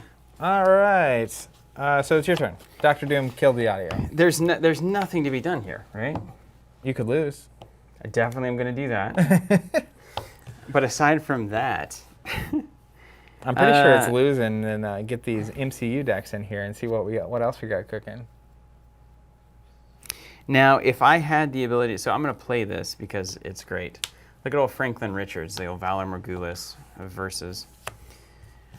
You would, if you could pay the ability, you can put every other character into a pocket universe until he leaves play. Let me just look at Pocket Universe because I just want to see the. I imagine it all just kind of goes to the side and then it comes back, right? Move each other character to a pocket universe. This creates a new front and back row for each player that cannot interact with cards in another universe. After each of your turns, take a turn controlling cards in each pocket universe you have created. The pocket universe turn skips the draw and build phases. Are you kidding me? There's So we their own put little- a second game? There's 2 games going on at that point. This is insane. This is insanity. It is. This is truly insane. You can imagine, though, the designers probably worked on the original game. Then they're working on this for several years, and it's like, what if we had alternate What if we had a universes? pocket? I mean, it's so fitting. Like, the theme is insane. It's crazy. I can't hate that at all. The moxie is high. Okay, so I'm not going to do that because I can't do the ability. So we'll give ourselves an actual shot here. The thing is, you don't get to draw or place new stuff into that either. So all these characters would be in this little universe. Yeah. But Human Torch wouldn't be? I think it's everything. Even Human Torch would be. It says Does it say? It doesn't say each supporting. other character but Franklin. Wow. So you could literally, like, my main character and your main character with a couple allies, you pocket them out, and I can't play into there Oh my gosh. until I that's get rid of nuts. him. This card is insane. But you have to be able to protect him in the main universe, because if I can basically come in and knock him out, the pocket universe goes away. Okay, so literally though, I can't do anything. So I will put Franklin in because he's a big 12, but it'll be annoying for you. But I can jump over him. We'll do a 6/6 to your 5/5. Whoosh. It really doesn't matter, you know. That's the thing. You're right. I need more science resources. Who built this deck? Okay, go ahead. All right, ready. I still think. Oh, I don't have flying either. So do you have flying range anywhere? Oh, yeah. You got it everywhere. Let's put this down, and then look at this. Let's play. Oh, those are not supposed to be in my deck. Done. You know, et First cetera, et game cetera. complete. Okay, do we want Let's go to the MCU decks. Let's go to MCU. Okay. Yeah, because this is just wild. This seems pretty. This seems like a one of those sets where they really pulled out all the conceptual stops, which definitely jives with what we're being told on the chat as well. Okay, cool. Next up, do you want to be the good guys or the misunderstood guys? So good guys being Loki, misunderstood being the heroes. Just kidding. Yeah. I don't care. I like both. I like Hulk and Thor, and I like Loki. Here, so we have to choose from. Look at this. So these are movie stills, and this will bring you right back to a lot of the old card games we used to play. So these are all the things you can play. I've got Thor, Captain America, Bruce Banner, and Hulk, of course. Iron Man, Star-Lord are my options here. What about you? Oh, I see what's happening. I have Loki, Ronan, who's awesome, Abomination, Ironmonger, and then Ultron. Ultron's crazy. Look at this. He's got 3 stage 1s. Oh, of course he does. He's a robot. Because he's Ultron, right? And He's he's swarmed. whatever he is. He's got 2 stage 2s. Don't play that one. And then look, he's got a stage 3. Oh, yeah, he does. Playing the pyramid. That's Oh, Ultron. dude, look at Ultron's level 3. Has an ability called Your Extinction. Spend 4 of the Fist resource. Each enemy player lifts all of their cards thousands of feet into the air and then drops them into their KO pile. Whoa. It's just game over. Cool. So Ultron just gets impossible. He's like a Super Saiyan kind of thing, right? Oh, I see. Look. Ultron level 1, there's only one path to peace. In the build phase, he can spend a science resource. He puts the lowest level Ultron from my Ultron facility onto my side. So I assume you start with 1. Mm-hmm. Then you have to get a second one out and a third one. But then after you're out of level 1s, if you use that ability again, your lowest level is a level 2. So he just has to like literally builds build himself. out. Yeah. That's pretty cool. Yeah. It's very cool. So I'm probably either on Loki or Ultron now that I know that Ultron's not as scary as I thought he was for a second. Let's do Loki versus Thor. Let's All right. keep it real, right? Let's do the game the way it's meant to be played. Loki level 1, 2/5 with 6 health. Trickster. During combat, I can spend a mechanical resource. Switch the attack and defense of an attacker or defender this combat. He switches their stats. Very nice. You were made to be ruled. Level up 2. When a character appears on an enemy player's side, that player must exhaust it. If they don't, Loki gains an XP. That's amazing.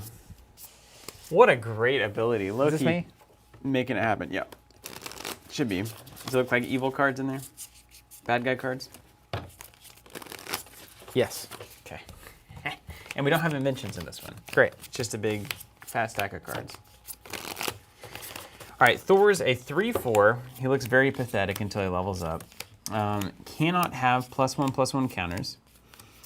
If his attack or defense would become greater than their printed values, they become their printed values instead. So he can't be stronger than a 3/4. He's sad. He's lost his hammer. He's in the mud. Journey of Self-Discovery, level up 1. When Thor has done each of these in order, he gains an experience. He has to solo attack, team attack with one other character, and team attack with 2 other characters. Then he levels up into God of Thunder. When he's level 2, are you Thor, the God of Hammers? This is Thor Ragnarok version, which is awesome. You can't have -1/-1, and if your attack or defense would become less than their printed values, they become their printed values instead. So great against Loki, as you might expect.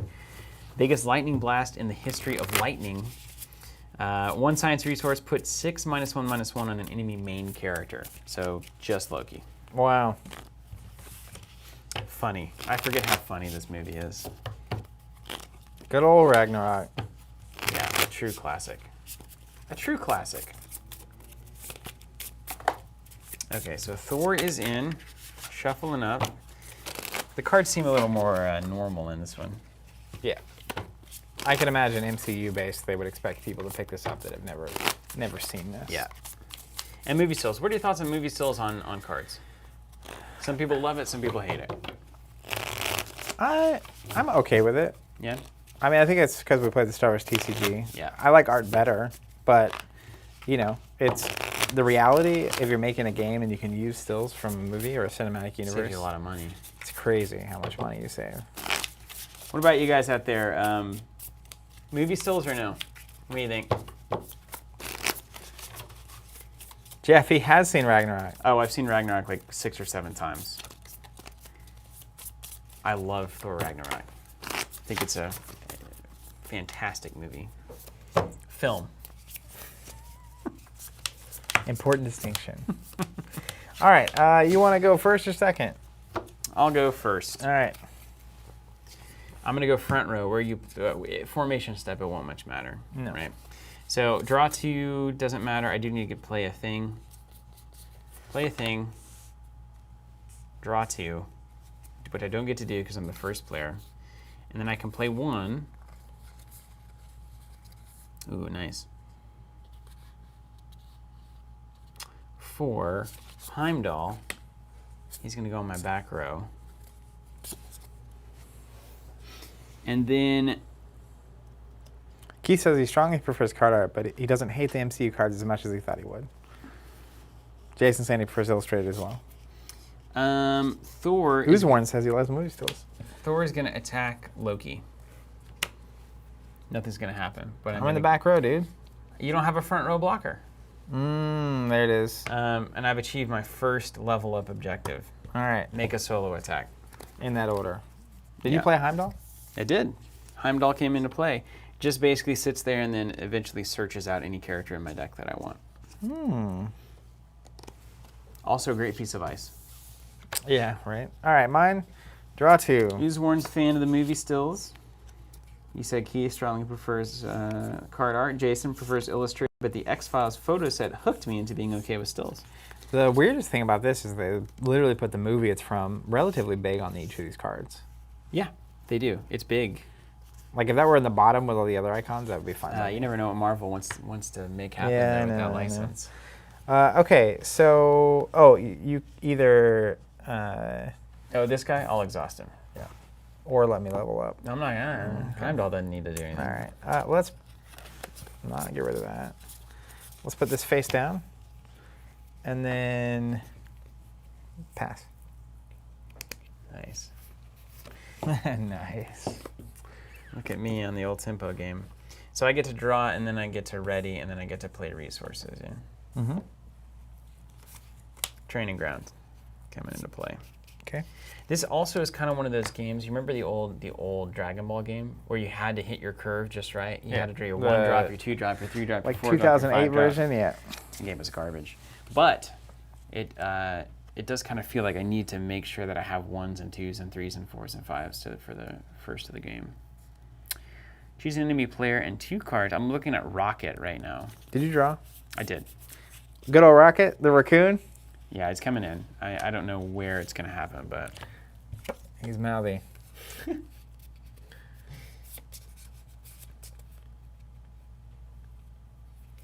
What to do? Explain it to me. Choose an enemy player and 2 cards with different names in your KO pile. If you do, they choose one, put it into your hand. So you get to pick 2 cards in your KO pile, and I have to put one of those back in your hand. Okay, but it cost me a light bulb.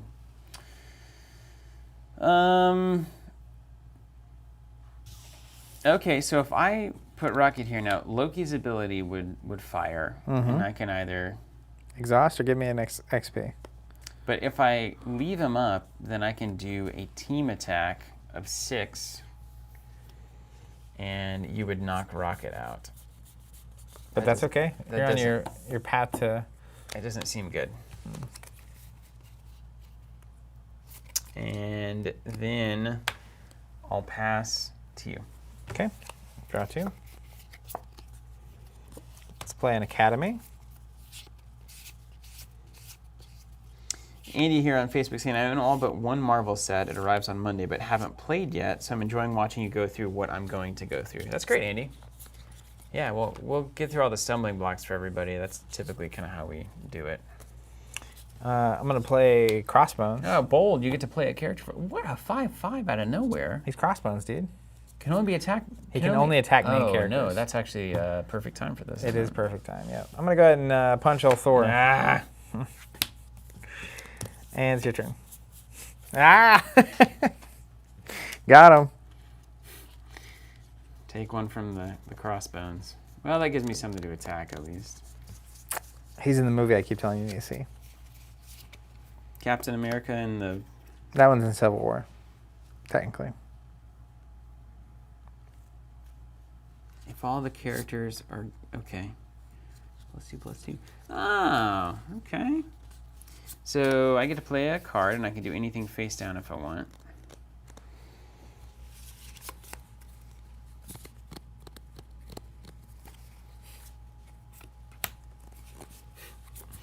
I like that. I always love games where you can do that. Yeah. Agree, Ryan Roper. He's saying that Civil War is such a great movie. It is. I can't let Thor get knocked out, man. I get knocked out, but I get up again. You just have to move in the back row and put something in the front. But I've got to attack with something else to do anything. And he's not ranged. Yeah, this is the problem. This is the issue. But Crossbones cannot just keep punting me around like that. You know? You could knock Crossbones out. I know. You would get knocked out.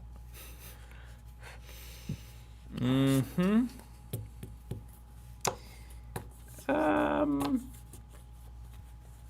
Nick Fury's coming in on the back row. Hey there. Exhausted. When you recruit another H character, was that hero? Probably. Yeah? Is yours a V for villain, probably? V for Vendetta. Then do we form after? Is recruit, and then we formation, right? We form up? You can move around, and then you can attack. All right. Well, I'll give you the choice.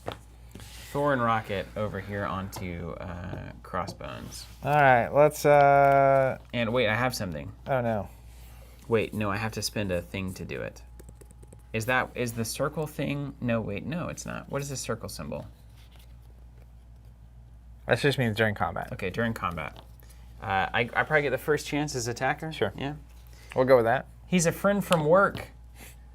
If all characters in the combat are good, that's not true. Or if they're all evil, that's not true. Cancel the combat. Oh, now, good and evil, is that V and H, respectively? Is Crossbones really evil? Yes. Okay. Otherwise, choose a character to get +2/+2 this combat. So I'm going to pump him to a 6. So I'm not going to punch him. That's right. Crossbows are going to punch Rocket. That's right. No animals were harmed in the filming of this movie. And we are 1 away from lightning time. That's not what we want. Mine? Yours, yeah. Peter Zyga says, Steven, I was told that you like Billy Strings. Who told you that, Peter? How did you know? Does word get around? I do. Very much, by the way. I was at his drive-in tour 2 weeks ago. He's so good. That's amazing. I bet that show was incredible. Oh, Thor can't be pumped. Taking it back. You want to knock Thor out instead? I'll knock you out. Yeah, but you knock me out. Yeah. So you get Rocket back, though. Rocket back. He's just getting beat up. That's what he starts as, yeah. And they don't heal when they level, right? No. We're going to play a Nebula. When Nebula appears, name a character. He gets +4/+4 while in combat against supporting characters with that name. We'll name Nick Fury. Okay. Then she's going to punch Rocket. Yeah. And it's your turn. Okay. I'm ready. Do we ready and then draw? Draw then ready? What's the... You draw first, technically. Okay. Putting down the Avengers Tower. Watch out. What's your third goal? Attack with 2 other things. It might be happening right now. Yeah, the old 0 Heimdall for the win. But also, you have the numbers that you need. Yeah, she becomes an 8/8, by the way. If Nick Fury's in there.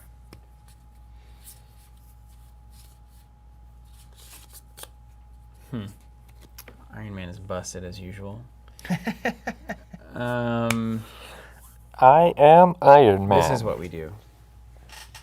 We play Iron Man. Let me look You at get an him. experience.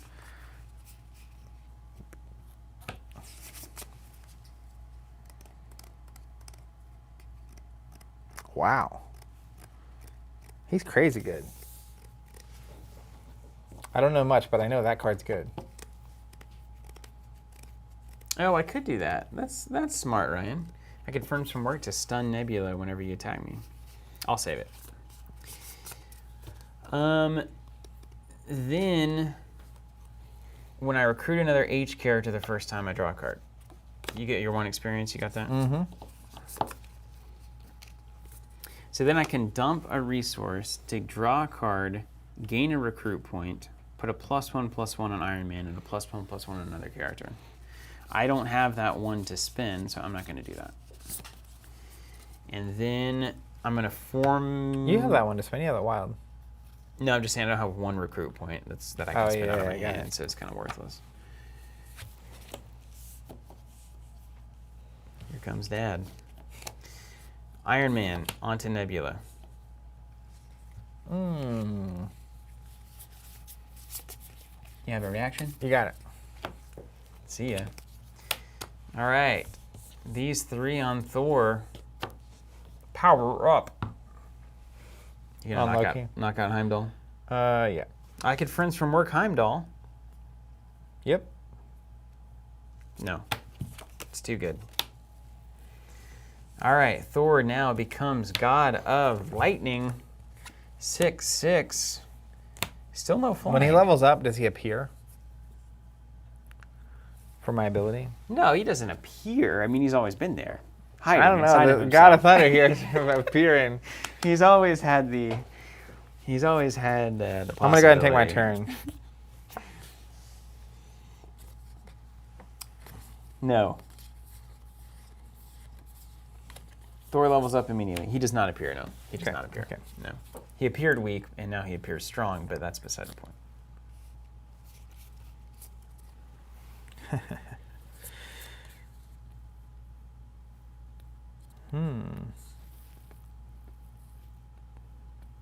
Oh, wow. Wow. All right. Let's do this. You ready for this? I'm ready. Let's go Killian for 1. No. I thought I had one more resource than I did. Let's do, yeah, that's fine. Let's go Crossbones and Killian.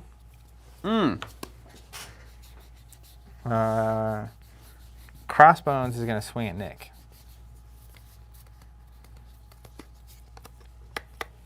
Now we're going to try Friends from Work. Yep, +2/+2. Mm-hmm. You got me. Do I exhaust for that? Or do I just... So you're a 7 defense and a 5 attack. Mm-hmm. I'm going to actually use my combat ability. I'm going to switch your attack and defense values. You did it. Boom. We both knock each other out. That's cool. And it's your turn. Crossbones can't attack Nick. He's not a main character. Read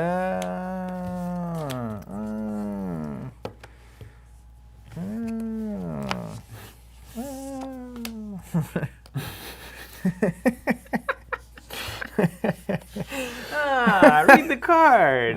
Okay. All right, your turn. Yeah, I just setting it up. Set it up, knock it down, huh? Drawn two. We got the goods. Here comes a fortress. Bobby, hello. All right, you got weird stuff. Hey, kid. Iron Man is just going to keep wrecking Loki for the remainder of life until you do something about it. I've got 5 resources.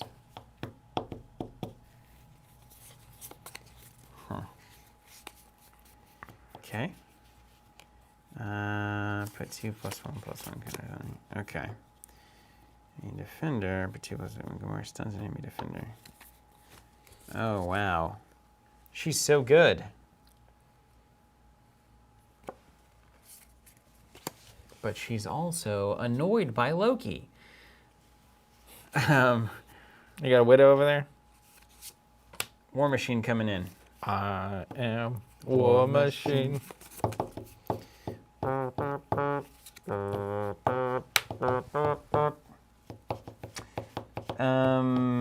Okay, there's my 5.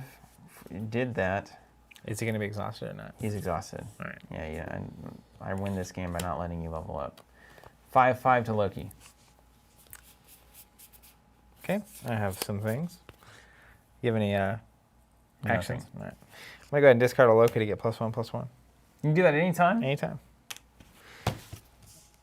Then during combat, I'm going to use my Trickster ability to switch my stats. Your stats. Yep. You're a 6 now? 6 attack, 3 defense. But I've got this Friends from Work card. I'm going to make myself a 7/7. Good tricks, though. Hat again. All right, now it's cleanup time. Thor going to swing at Crossbones. 6/6.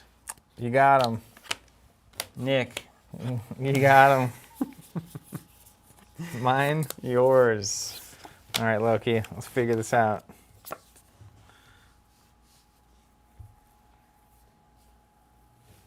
Mm-hmm.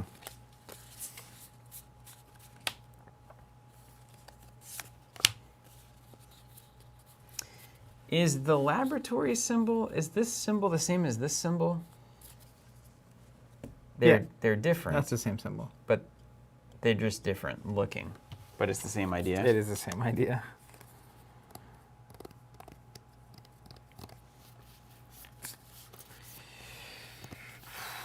Oh yeah, technically Loki wouldn't strike back because he's not ranged. But it didn't matter. Mm-hmm. Iron Man got the job done. Let's play Ironmonger. Then he's going to swing at Nick Fury. Got it. And then it's your turn. He's not ready. Readying things, drawing cards, playing at Avengers Tower.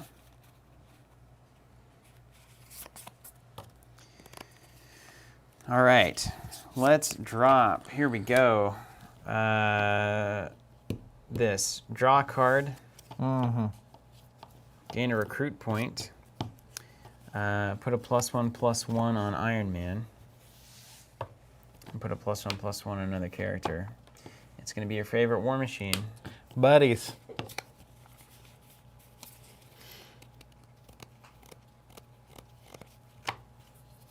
Well, now we get to play stuff. Yep.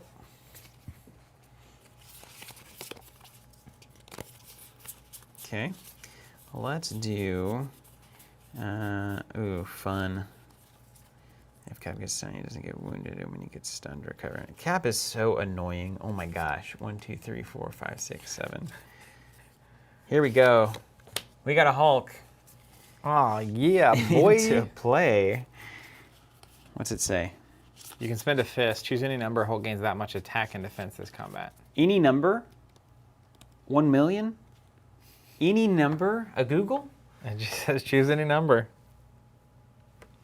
Now that's what it should have been like a Marvel Yeah. Champions, right? Spend a physical resource, gain any amount of attack. Kill the villain. End it. End the game. You're just getting blasted here. So anyways. Let's do a 6/6 on Loki here. Oh wait, Hulk. I have a flyer here. Hulk's gonna come in exhausted. Yep. Okay, so your flyer's got to go.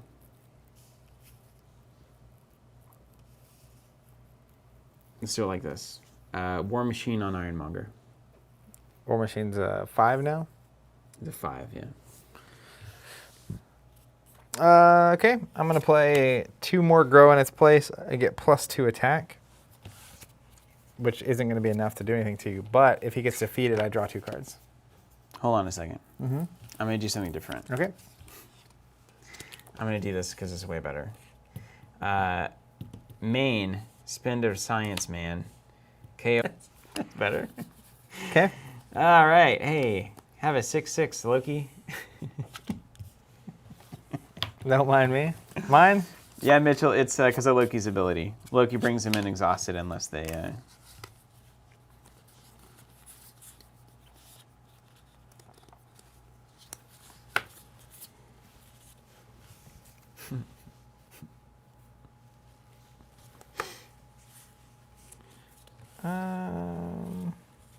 When you level up, do you keep all your counters and stuff, right?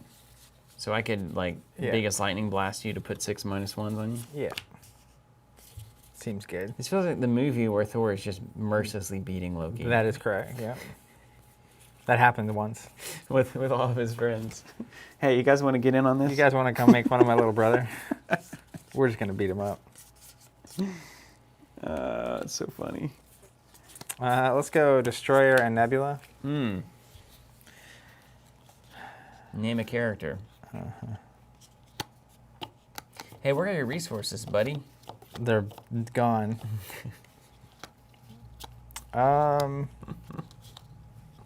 It's pretty amazing. If I ever go Hulk, you can spend a physical during the combat to give him infinite stats. Yeah, just, yeah, exactly, right? Exactly. That's so funny. I like that the 2 Ragnarok stars are in the front line here. Yeah. They're both going to attack Thor.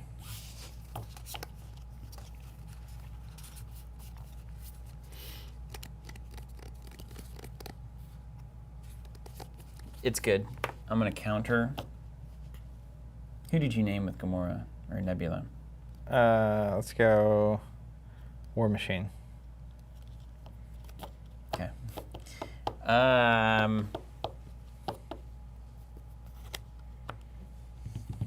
Yeah. Take a 3rd wound. Yeah, hey, it's happening now. Your turn. Beat me up. We got a plot twist.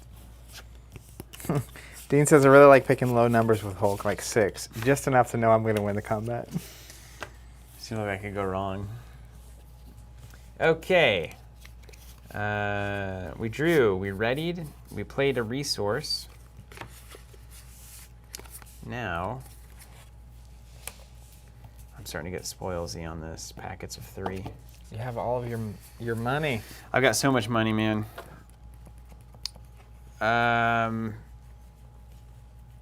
Let's go 5, 6, 7. Let's use Iron Man's ability.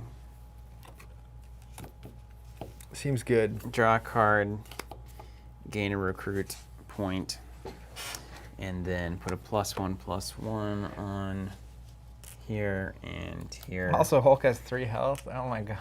it's just too much. You can't use that common ability, right? Nope. Okay. Got him. Get that out of there.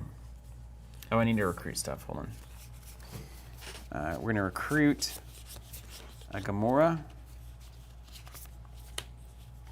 and a Captain America. Captain Jabembo. And then what is that thing? Is this thing knockoutable by Gamora? 5/3. Nah, I don't want any piece of that. Caps is just annoying, basically, is the idea.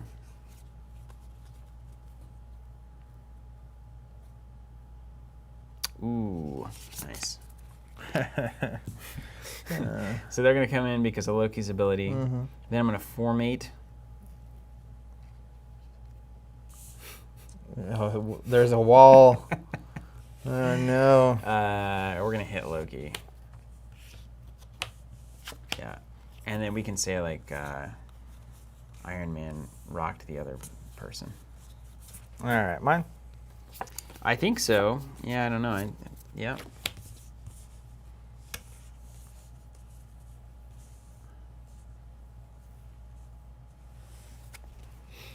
Ooh, flight could still get me, though, so I've got to watch out for that. Oh my goodness. Jeffrey's saying, if you guys start carrying this game, I may as well move to Oklahoma. Already buying Marvel Champions, Ashes, and Flesh and Blood through TC. That's awesome, Jeffrey. Hey, thank you so much for that. Loki has no friends. Ryan saying Loki's level up ability is so bad because you're out of control. I could just make you never level up. Oh man. I'll tell you what. I'll give you the level. I just want to see what does his ultimate form do. You don't want to know. I'm gonna play Ironmonger and Mandarin. This is an Iron Man movie. Mandarin, one of a kind. You can only have one of this card in your deck. You'll never see me coming. His other ability. When he's KO'd, remove him from the game. If you do, put a random card from behind the camera into your hand. Behind what camera? That one? I don't know what that means. I assume it's like your binder? Or like... Your collection? I don't know. A random card from What's your behind collection? the camera mean? How could you possibly randomize from your collection? I know. I don't know. I really like just the... Someone's saying I should have a behind the camera pile. Do they look like anything? This is what I'm looking for. See, this game feels straight out of that early Yeah. 2000s, like, let's see what we can get into. Just the insanity. There's 4 cards that are supposed to be behind the camera. Actor, director, producer. No, director, producer. 10 rings, Slattery. 2 Trevor Slattery cards and 1 10 rings. You have those in there? Let's look.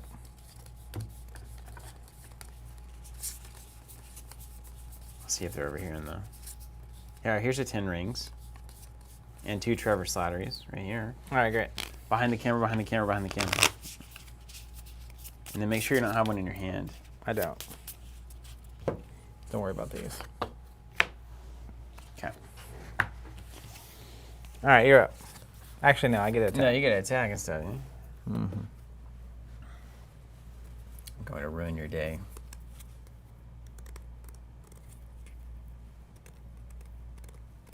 Did you put a random card in the... When he's Oh, KO'd. okay, I'm not going to attack. Go ahead. Nothing.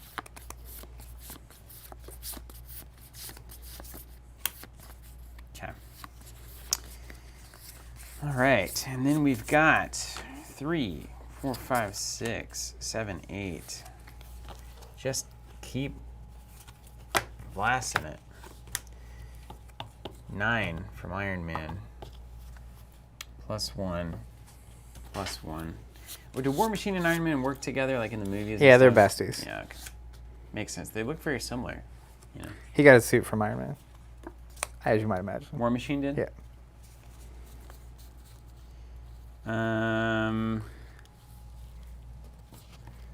Let's go Drac here. Old Drax. Um, Have you seen Guardians of the Galaxy? No. Oh my goodness. We'll do Baby Groot here. Oh my goodness, that's adorable. When Baby Groot powers up, it's +1/+1. You get 6 counters. Put an extra 5. So you get to grow, right? I know Groot is all about growing. He is. He's a tree. It's one thing that I know. Okay, that's all of that. All of my my resources there. And then let's power up Iron Man just because we can.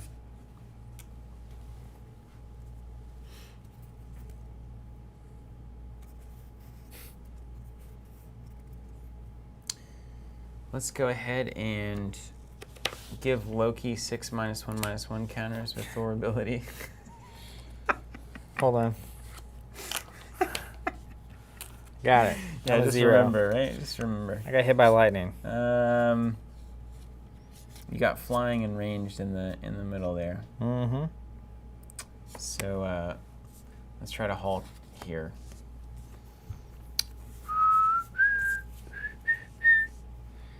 I'm going to play 2 more grow in its place. I get +2 combat, and if I get KO'd, I draw 2 cards. I see. So you're hitting for 7. Mm-hmm. Is that? Are you putting counters on? No, there's no counters.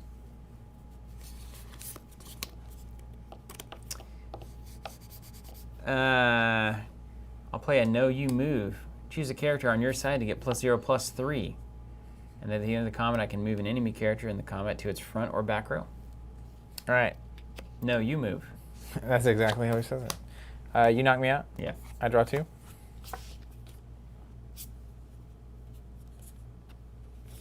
Oh my gosh, he gets stunned automatically. -1 counters bring him to 0. He gets stunned. Oh, sweet. Wait, so does that mean he comes back in and gets stunned again? Oh no, he drops the counters. Yeah. I can just keep lightning striking forever. You just keep shocking the other guy. Zzz, zzz, zzz. Every time you spend a science resource. Yeah. Wow. Wow. That's insane. Okay, this is cool. How fun. Just wrecking. Here. 5/5 to a 4/4. When he's KO'd, I put a random card from behind the camera into my hand. You're gonna catch up, right? Give me one of those. And this one. Okay. Is that considered stunned even if you're KO'd immediately? Man, we're really sidewinding, aren't we? Oh yeah, we got funky. All right. That's it. Well, let's see if I can pull off a Loki miracle. Hey, look, I got a Sokovia. 8. What can I do with 8? You're a hosed. There's nothing to be done. I think I can pull it out. Oh, man. All right, let's do this. I will play a 10 rings, 0 cost, 10/10. At the end of my turn, it goes back behind the camera. Oh, okay, right on. It's a 1-turn wonder. Then I will play.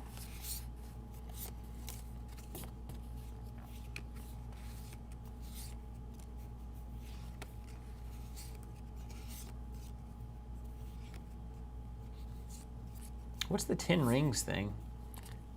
It's the Mandarin in the movies. He's an actual villain in the comics, but in the movies he is the Mandarin. But it turns out he's just an actor, being like someone being puppet mastering him. So the other 2 cards in here are him. His name's Trevor, and it's just him being an actor. The other one is actually a really powerful 10 Oh, rings so I ability. gave you the good one. So you don't know if he's the actor or the real thing. Dean's saying some really close games today. Abomination. Dean, I don't know if that's real or if that's a joke. But either way. All right. Ryan's saying the pre-con builds are terrible. I'm ascertaining this fact. Let's go Abomination at cap. 6/6.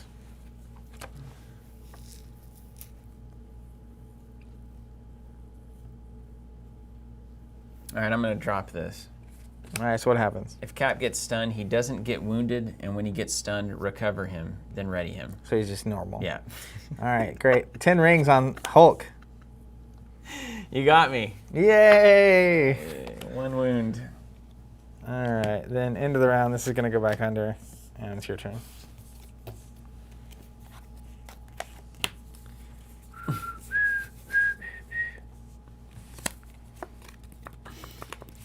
All right, let's put down a fortress.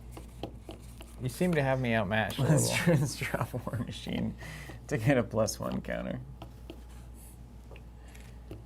This Avengers deck is good. It seems that way.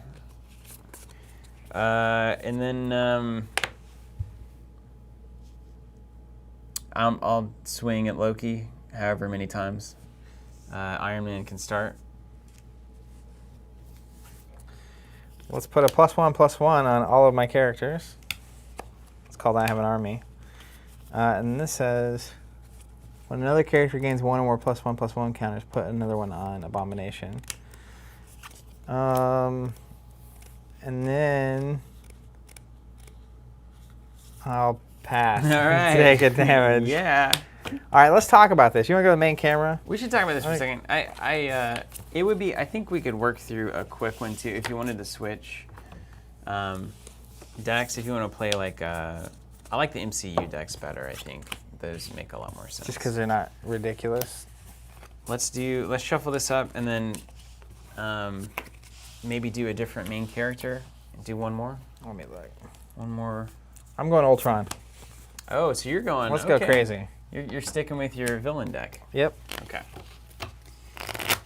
You I got just wanna Red see Skull how- if you want it. I want to see how different it plays. Okay. And then I'm going to do a different main character too. And it's going to be Bruce. Let's go Hulk. Nice. So let's see. At the start of your turn, draw a card. When Banner attacks, he transforms into Hulk level 2. How does he read? You can't draw cards. For Hulk, this is Hulk main character. Hey, big guy, sun's getting real low. At the end of your turn, if Hulk didn't attack, he transforms back into Bruce Banner. When Hulk gets stunned, he transforms into Bruce Banner. Nice. That's think going it's to be weak as Bruce super Banner. fun and crazy.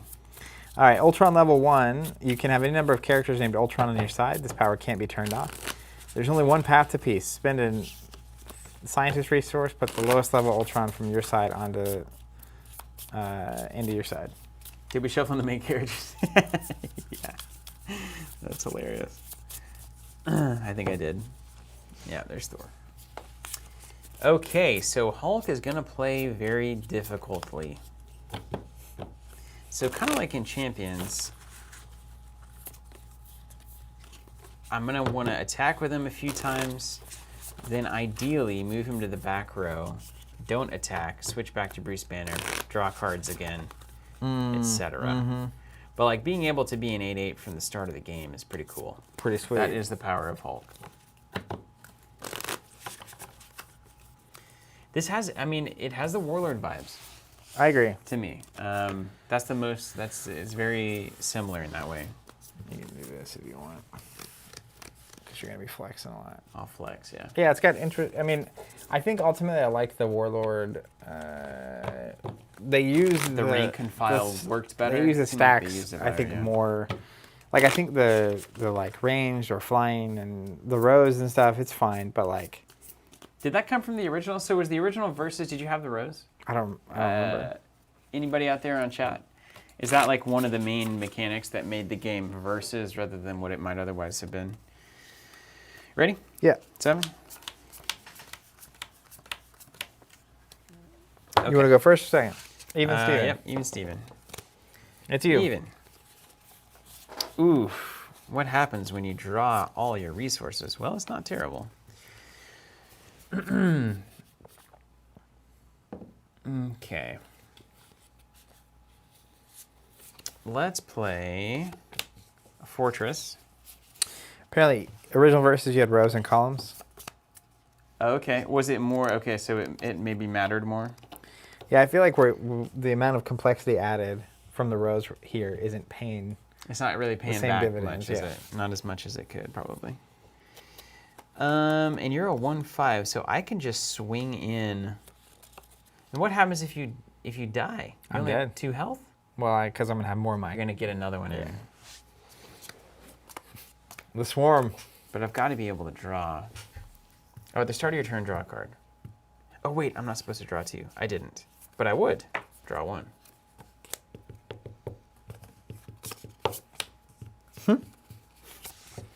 Okay, got money moves here, so I'm gonna need to chill.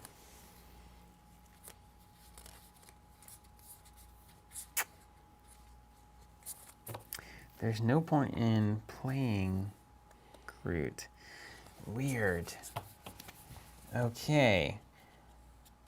Okay. I'm gonna draw.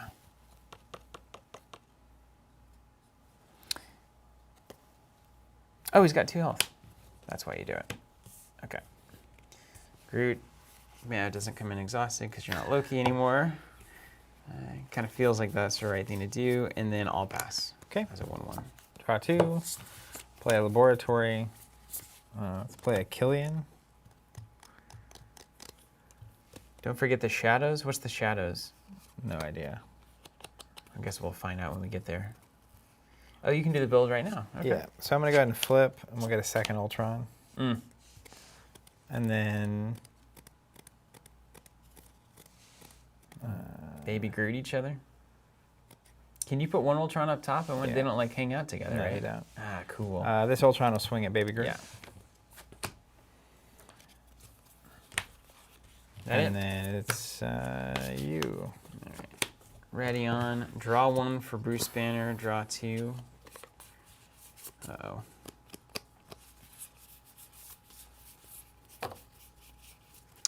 Okay. Oh, and the original verses apparently there are 3 rows. Oof. Okay. Put down a thing there.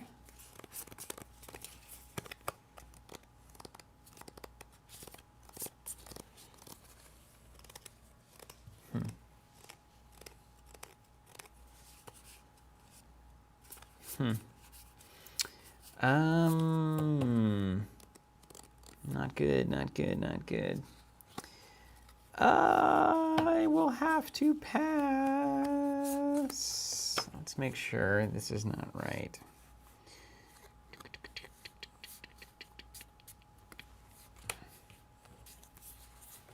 Now I'll go ahead and let's roll. Yep. Hulk gonna swing on. How do you level up? Oh, you just build forever. Mm-hmm. And is there gonna be? I have to knock all of your Ultrons out. Gross. Let's get Killian off the table here. I think that's right. He gone. Yeah. Okay, that's me. All right, draw 2. Let's put. Oh, C-Stacks, you can also discard locations from your hand to pay for powers, That's good to rather know. than playing them out. 1 face under. Let's. Oh, he's ready. Play Mandarin. Mm. And then. Don't kill Groot. Yeah, I'm going to. He's a baby. Mandarin will swing there. Ultron's going to go back. And it's your turn. Okay.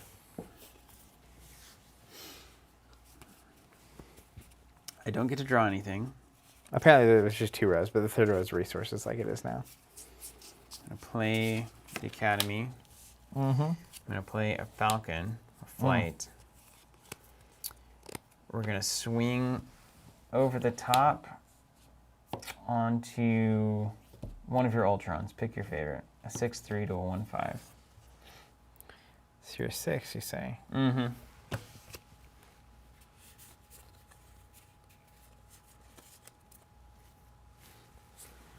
Let's at least make it hurt. I have an army. +1 counter on everything on my side of the board. Then we'll do 2 more grow in its place. So I get +2 to combat, and if it's KO'd, I draw 2 cards. So now I'm at a 4 combat. Mm-hmm. And this makes you a 3 here, right? Regardless of counters. Yeah. Okay. Just curious. Mm-hmm. You're I'm good. at 3 with a counter, yeah. Yeah, you got it. So then you actually Do I still kill you? stun me. You don't KO me, right? You're at a... No, yeah, I just stun you. Yeah. So you take 1. It did hurt. Let's swing at Mandarin, 8/8. You got it. Okay. And then you get a camera card. Mm-hmm. Hope it's the bad one. Oh, I What's can't up, play. man? I can't play the +1/+1 Okay. because it's a main. Ah, right. Not during combat. Right on. Yeah. Give me them 10 rings, though. Nope. That way I can punch Hulker. Mine? Yeah. This Hulk feels like Hulk. Did a good job there.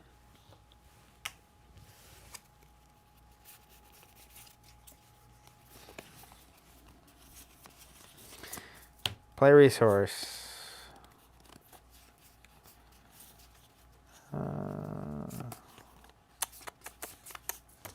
No, technically. Mm-hmm.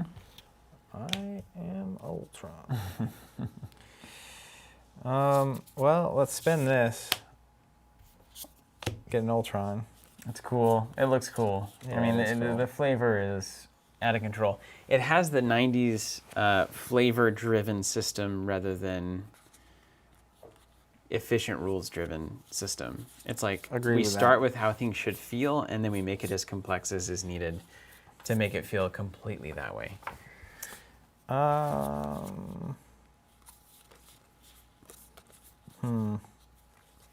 Yeah, so Ryan's on it. If there's one thing that Versus does right, it's flavor. The flavor in the game is incredibly on point all the time, sometimes to the detriment of gameplay. That's exactly right. Truth Teller saying A+ flavor. Let's go Crossbones, and then let's go. I have an army, +1 counter on everything. Nice. And then you don't get a draw when you're in Hulk mode, I don't. but I sure would like to damage you. Leave me alone. I'm just going to keep stacking up.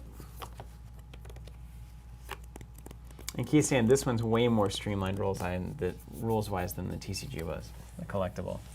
I'd love it. Actually, we got to play that one now. So here's a question. Yeah. If I stun Hulk, he becomes Bruce Banner. Yep. But do you take a damage when you switch, and then can I damage you again? Because normally you get stunned, you go face down, but you're actually getting stunned into Bruce Banner. Let's see. When Hulk gets stunned, he forms into Bruce Banner. I would imagine he gets stunned, transforms, and does one of those. And then he would come back in my turn as Bruce. I bet you can't hit Hulk and Bruce in the same turn. But maybe you can to balance it out. Somebody would know. Truth Teller saying, yes, you still take a wound.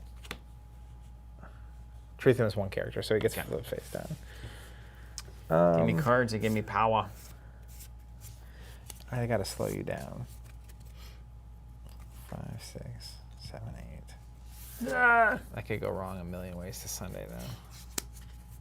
Ultron's interesting because you could take like 3 or 4 damage in a single turn. Yeah. This is nuts. All right, let's move these guys up, Mm-hmm. and we're gonna swing here for 10.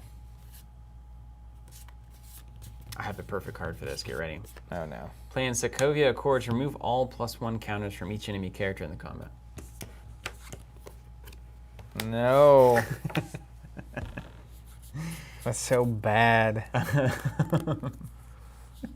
Okay, go ahead. Let's hit Crossbones. You don't want to hit one of my Yeah, Ultrons? I'll hit your Ultron. Yeah, that's fair. All right, your turn. Okay.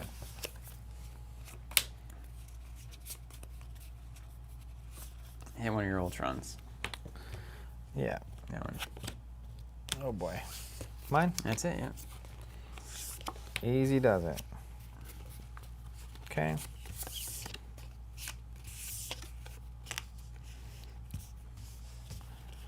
Let's put this face down.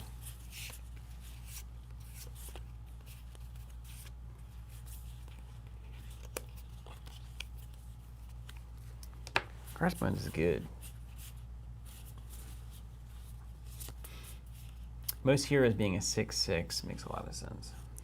Let's go 3, 4. Hmm. And then Ooh, she can. Nebula can Hulk out if she wants. Just names Hulk, right? well, it has to be a supporting character. I'm gonna attack Hulk with all these. Okay, it's gonna work. And then we'll respond here. Boom. Take a wound, sucker. One.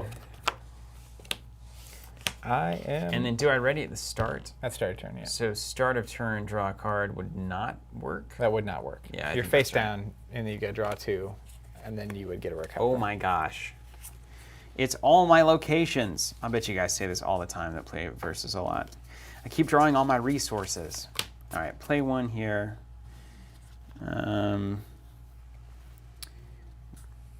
Gamora is going to go here.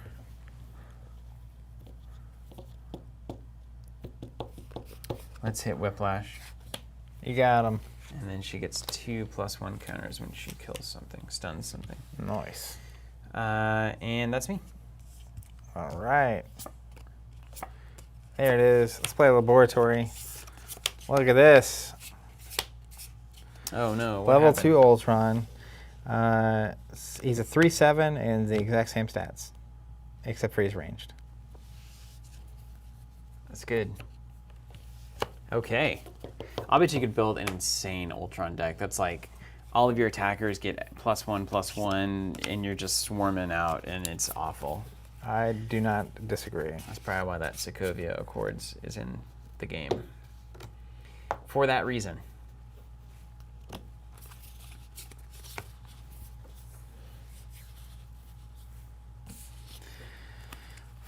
Look at all my fancy resources and you having none. Hey now. Keep spending them on Ultrons. Yeah, C-Stack saying Ultron loves cards that can flip your locations back up. Makes a lot of sense. That makes a lot of sense, Yeah. indeed. Let's go ahead and go...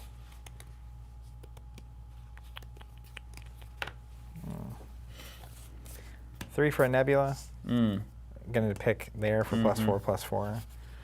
And then that is what all we'll do with our resources. Oh, and Old Banner's only a 1. It's a 1. How about that? Nebula is going to swing for 8 on Gamora. Counter back. 7/7. I'm an 8/8. Oh, she's a +4/+4 the whole time. Mm-hmm. Oh my god. That's her sister. She's built to fight this fight. Yikes. No, you have 2 health. I do, right.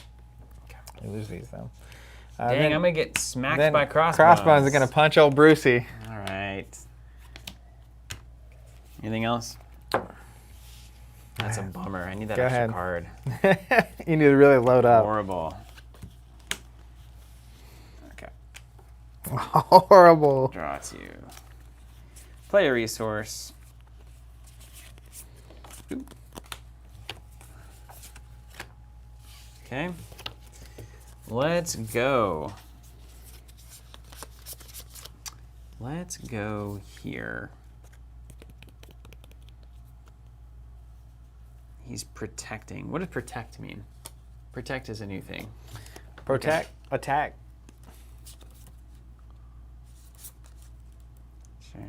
Plus here at the end of the combat, you move an enemy character in the combat test. Thor's coming in for 6. Protect's not on my list. Okay. It says for every character he's protecting. I don't know what that means. I'm not going to worry about it. I bet it's in this rules. Oh yeah, it makes sense. Protect.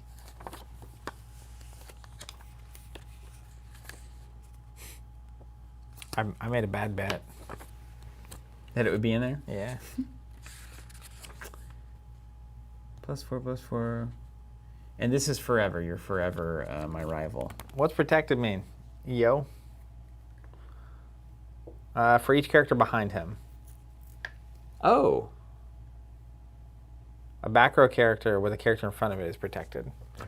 So if there's 6 back row characters and Thor is in the front row, do I get 6 counters? I think it just means technically that. 1. Or maybe it is all that. I don't know. And the game doesn't care about columns. We already established that. Okay. Yeah, so it doesn't care about columns in terms of who you can attack. No, it's when a guy in front and there are people behind him in the back row. Anything in the row behind. He'd gain 6. Okay, yeah. Oh, wow. There is no concern. Okay, I need to get through these fools.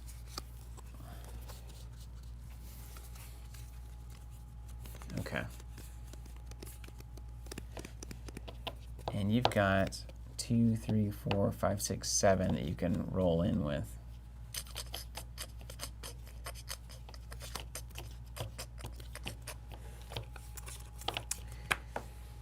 Thor gonna swing at Nebula. 6/6 to a 4/4. You got it.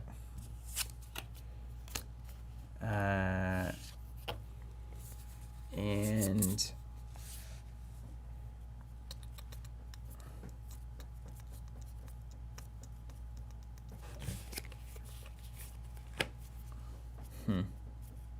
you got to get Crossbones out of here. What's it worth? Crossbones has got to go. Let's also do, yeah, it is worth this. 2 for a 5, that's a bad trade. All right, I'm going to swing at Crossbones with Gamora. I'm going to play this. +3 health. +3 defense. Mm-hmm. Okay. No, you move. Plot twist. I'm going to discard a Crossbones to get +1 attack, +1 defense. That's a cool thing you can do. You got it, and then you can move an enemy character in combat to its front or back row. I guess we'll move Crossbones to the back row. Why not? All right. So that could be cool. I could see how you could use that well. Yeah. You know, well. That's it. All right. Start on my turn. Draw 2. Let's play a laboratory. Let's use it. Ultron's expanding his empire. I don't know what I'm going to do yet, but let's just look at it. Would you look at that? Just look at it. Just look at it. Ultron's pretty scary.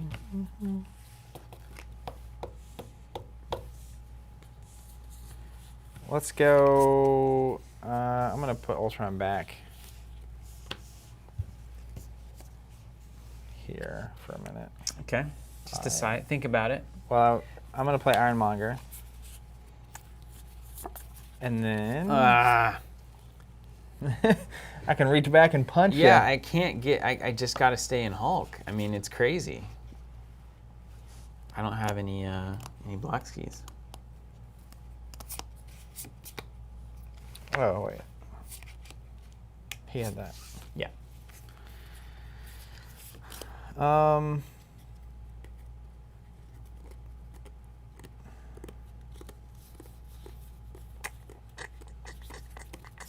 I need to build a Hulk deck. Maybe they make these decks like bad so that you feel the need to immediately Fix them? make new ones. Yeah, I don't disagree with Dean this. with the question that we're all asking, why can't Thor fly? Because everybody who makes games around Thor hates Thor. It's because he doesn't have his hammer in that timeline. It's true. Like right there in that moment. That's right. It's his whole struggle. But doesn't he do the big, no, Hulk does the big jump into him. Yeah, that's right. He eventually gets his axe. Okay. No hammer, that's right. Ironmonger's going to swing at Bruce. You got me. Great.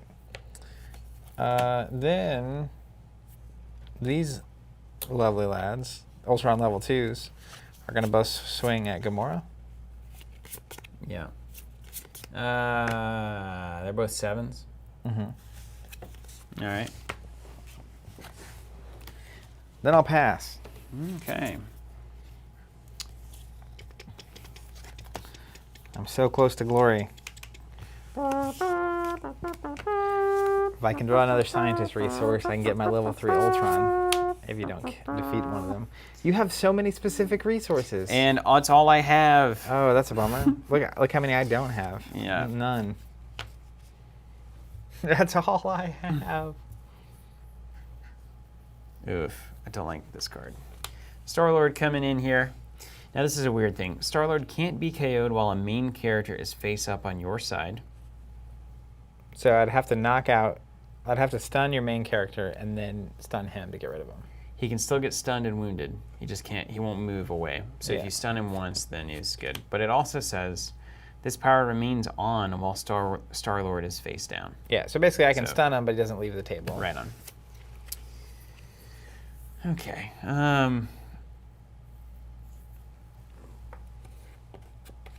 Okay, that's the only thing I can play. Then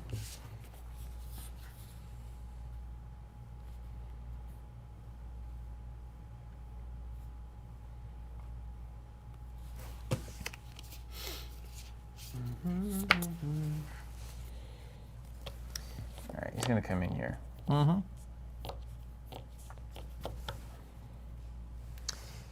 Well, man, I hate it. I don't know. I need more characters. You could do a big Thor deck where you just have a bunch of like little stuff that you play out. Mm-hmm. But the problem is you can always just hit me for 6. So I'll at least use this to get +1/+1. So that you can't just do the dumb 6 on me from downtown. He's also now capable.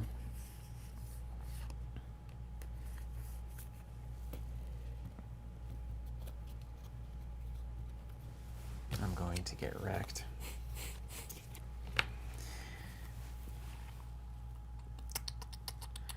It definitely feels like the kind of game that, like, if things go poorly or you don't know what you're doing, you can just get slaughtered. You get rolled. Let's get crossbones off the table if you can. 6/6 to a 7/7. Who's 7/7?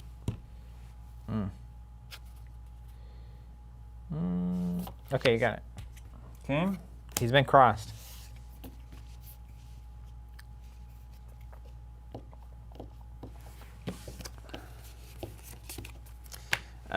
That's gonna be it, I think. 3 is not enough. All right, let's play a fortress. Well, hold on. If that's the case, hold on. I'm gonna reverse this turn completely. Oh, okay. So I'm gonna go here. I'm gonna get a +2/+2. So I didn't even use him. I may as well put him in the back row, right? Yeah. And then that's better. So then you have to go through Thor and then Star-Lord to get to Banner. Why do I have to go through Star-Lord? Oh no, never mind. He just can't be KO'd. But at least Thor's stronger. Thor is stronger. That's right. Well, yeah, no. We'll do it the way that we did it. Yeah, it's either a +1 token or an extra character. It's really a there. defender, yeah. You're going to have to blow through him. And you're still taking crossbows out? Yeah, crossbones is gone, yeah. All right, let's play a fortress, draw my cards.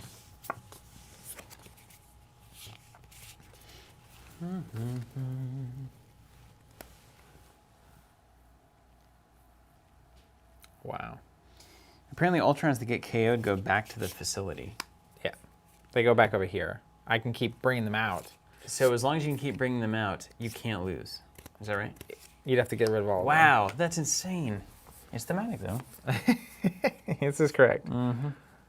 All right, let's do this.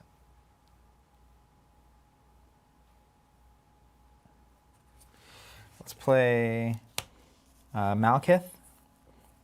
I can technically spend a gear, remove an enemy hand, remove an enemy. And from the game face down. So you put your hand aside, but then at the end of the turn, you get them back into your hand. Oh, okay, so you remove all my Yeah. options for that kind. And I'll play a crossbones. Oh my gosh.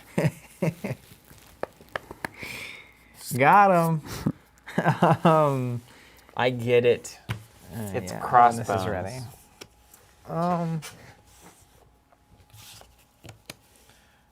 Let's do this. Thor's at 7, you say? Mm-hmm.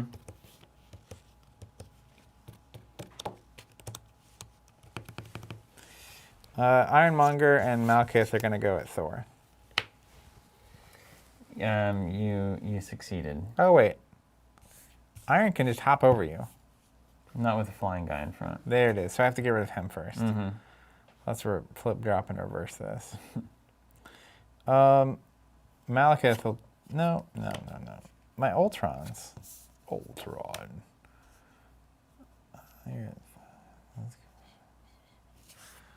Let's go these 3 Ultrons. We'll swing at Star-Lord. Because these guys don't have range. These 2 for 6. Yeah. And then he'll slam dunk Bruce Banner. Mm-hmm. And get rid of this guy. Mm-hmm. He goes downtown. And then it's your turn. Okay.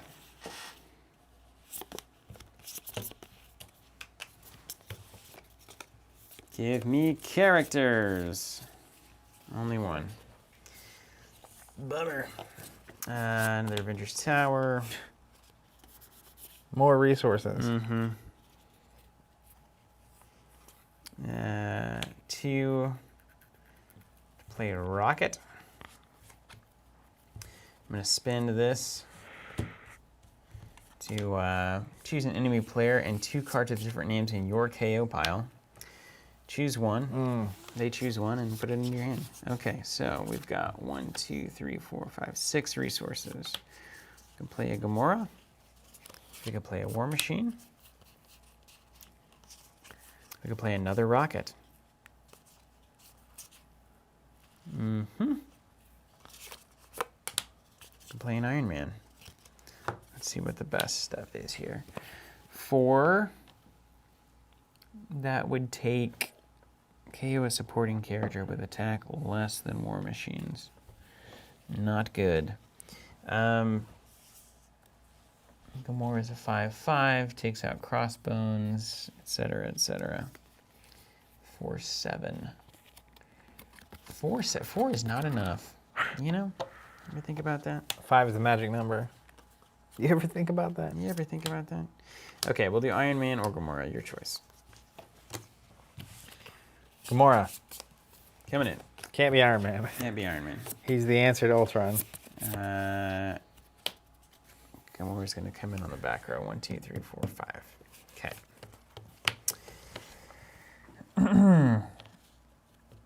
Okay. Now, we're going to do some damage.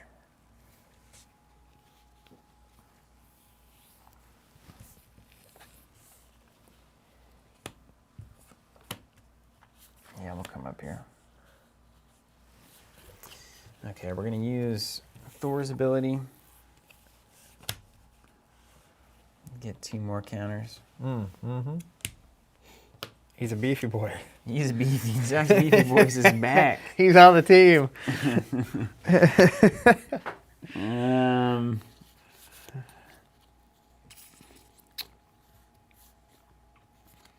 Okay. We'll make it annoying for you at least. Okay, so Thor and Gamora are going to come in together. And they're going to hit... Oh, wait, I think it's time for Banner to just not get wrecked. I don't know. I mean, I'm getting wrecked no matter what, but... So we'll get 1 less counter here.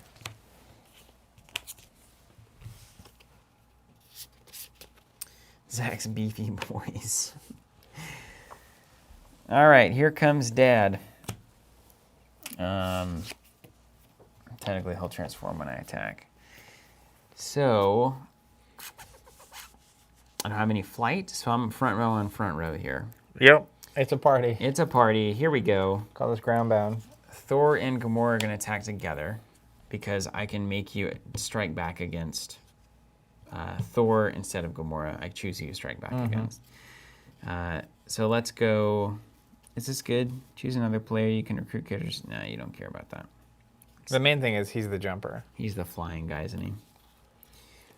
So then let's go here to here and have you do 6 back to Thor at 8. You got it. Okay. Gamora gets 2+1 counters for stunning. Now, something to think about if you did want to stay in Bruce mode is that once you get him off the table, I can't just like poke you anymore. Yeah, but you can easily play something or put these Ultrons up or whatever. Because I don't have flying to block. Oh, that's the problem. Got it. I guess fly, as long as you don't have flight, you can't hit my back row, right? Yeah. But you could work, I don't know, you could work through these guys. I'm 2 away. I'm going to start hulking out. Here. 8, 8, 8. You got it. And that's it. Mine? And Rockets didn't have it, the goods. All right. Let's...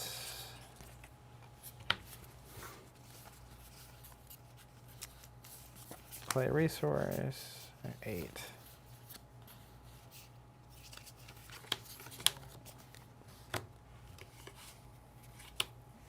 Let's play Killian and Loki. Ooh, look at Loki go. What's Loki up to? Once per turn, when I would play a combat plot twist, I can discard a character card to give a character in the combat plus attack and defense equal the discarded card's cost. Wow. From your hand or from play? From my hand. Okay. It's good. That's crazy. Yeah. Agreed. All right, well, Just keep. Don't wait. Do you have the lab resource finally? You don't. You can't make the. Can't make the No, super. I can't make the super duper. The Big Mac Ultron. As much as I'd like to. Let's just do this. Loki and Crossbones, classic tag team, gonna go at Hulk Mm-hmm. Yep. for 11. You gotta knock someone out though. That's right. I do. And Hulk in your face. Loki's got to go. He's got 2 health. Yeah, and you can do the thing where you give him plus $1 million, right? Potentially from hand. Yeah, but Crossbones. Yeah. he's gone. 3rd time's the charm. That's right. Your turn. Okay. Bruce. Don't bring me down. Draw 2. Are you serious? 2 laboratories. Oh my goodness. How many resources in that 1, deck? 2, 3, Did you have 4, any 5, Christmas? 6, 7, 8, 9, 10, 11, 12, 13. I've drawn 13 resources. I've drawn 2. I think there's probably 4 times 4, maybe 16. I've seen 6. And it's worse for you because you're also not. You haven't drawn as many cards. Yes. It's very bad. That's crazy. So it's nice that you can put any card face down as a resource, but any game where you have resources in your deck, It's weird. it always has the possibility, like if you have more than 5 or 10 resource cards in a deck, that's all you draw. Yeah, that you can Or draw you all never of that. draw them. Yeah. Well, we'll use Rocket since we got all these resources to use. Give me War Machine or Iron Man. War Machine. Somebody knows when you say Iron Man what it means. Run. Yeah.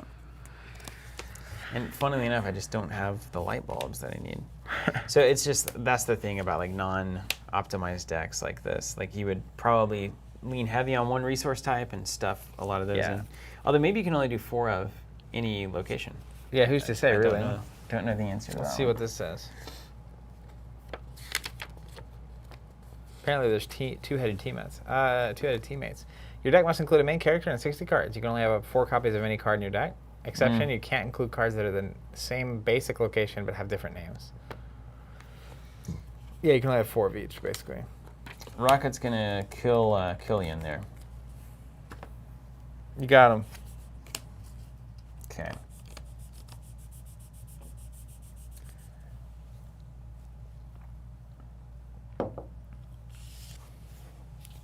Can you discard a card with Loki's ability? Do you have any? Maybe. It'd be handy. Mm-hmm. Oh wait, I've got to get Bruce back here. Necessary. Necesito. He needs that +1. He needs a +1 counter like more than anything. More than anything. Thor. All right, let's give it a shot. 8/8 coming in on a 6/8. Don't have any characters in hand, please. You're good. All right. Gamora. 7/7 coming in on. What do we do? Knock out the good ones or knock out one of the bad ones? This is the problem. I'll knock out this one with the +1 counter on it. You got it. All right. Back to the pile. I was so close to the top of the mountain. I could see it. All right. Well, I don't know. Hopefully you can't get back here. I'm going to turn this around, Zach. This is correct. I should put War Machine in the front to stop flyers. Sure, I'll do that instead. I'll say I didn't do it, so. Yeah, so if you have a flyer in hand, you can just wreck me. Don't have a flyer in hand.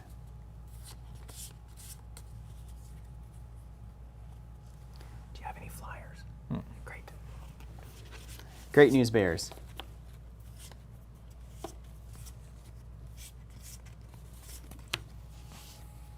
Your turn. Oh my gosh, I did it.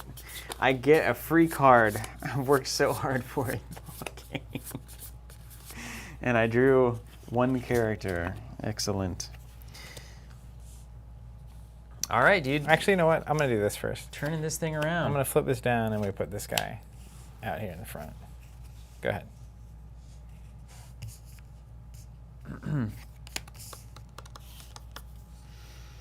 Okay, let's play a light bulb. Here we go. Don't call it a comeback. Don't call it to come back. I've been here for years. Build step. I'm not going to use that as much as I want to. We'll pay 4 for Star-Lord up top. We'll do a reshuffle.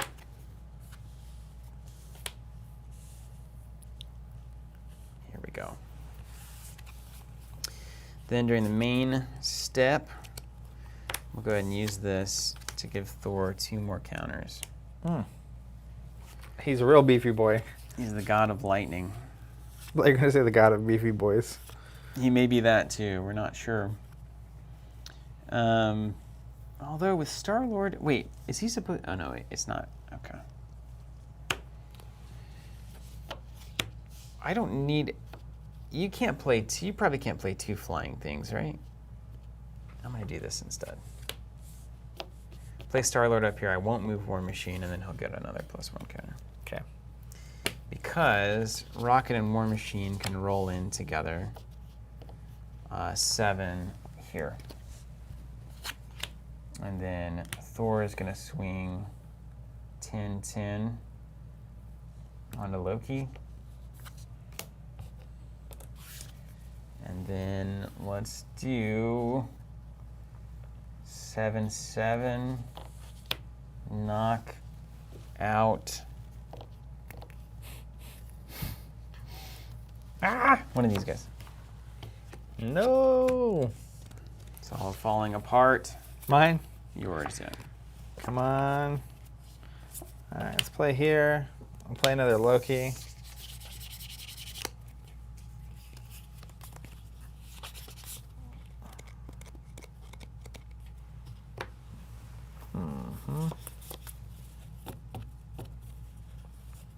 And not good.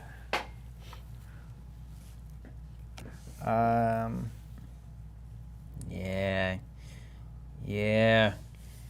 Turn, battle, turn. Wheel of Fortune, turn, turn, turn. Pass. Oh my gosh. I need the other cards. It's all over. You're down to 1 health. Come on, come on. Play a laboratory. You mean a laboratory? That's right, I do mean that. Then let's go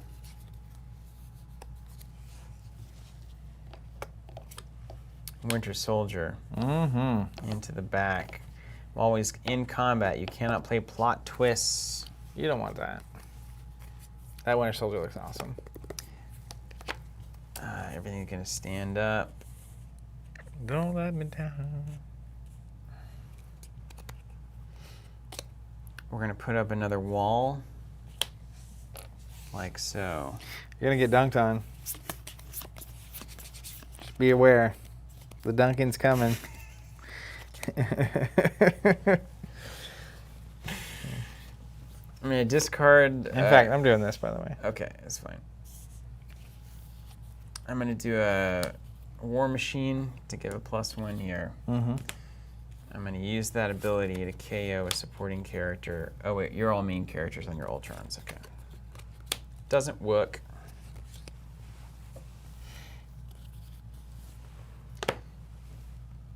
Thor and Gamora on Loki. You got him. And then we'll make you hit Thor back, and then +1, +1. Okay. Ryan says Thor's getting chunky. He's chonking out. Beefy. Swing on one of your mini Ultrons. It's all falling apart. We were on the verge of greatness. We were this close. So my ranged guys, can they now hit your back row? Mm-hmm. Because you don't have a front row. How about 7? Yeah. Yeah. Tearing down the facility. It's all over. Pack it up, Ultron. Pack it up.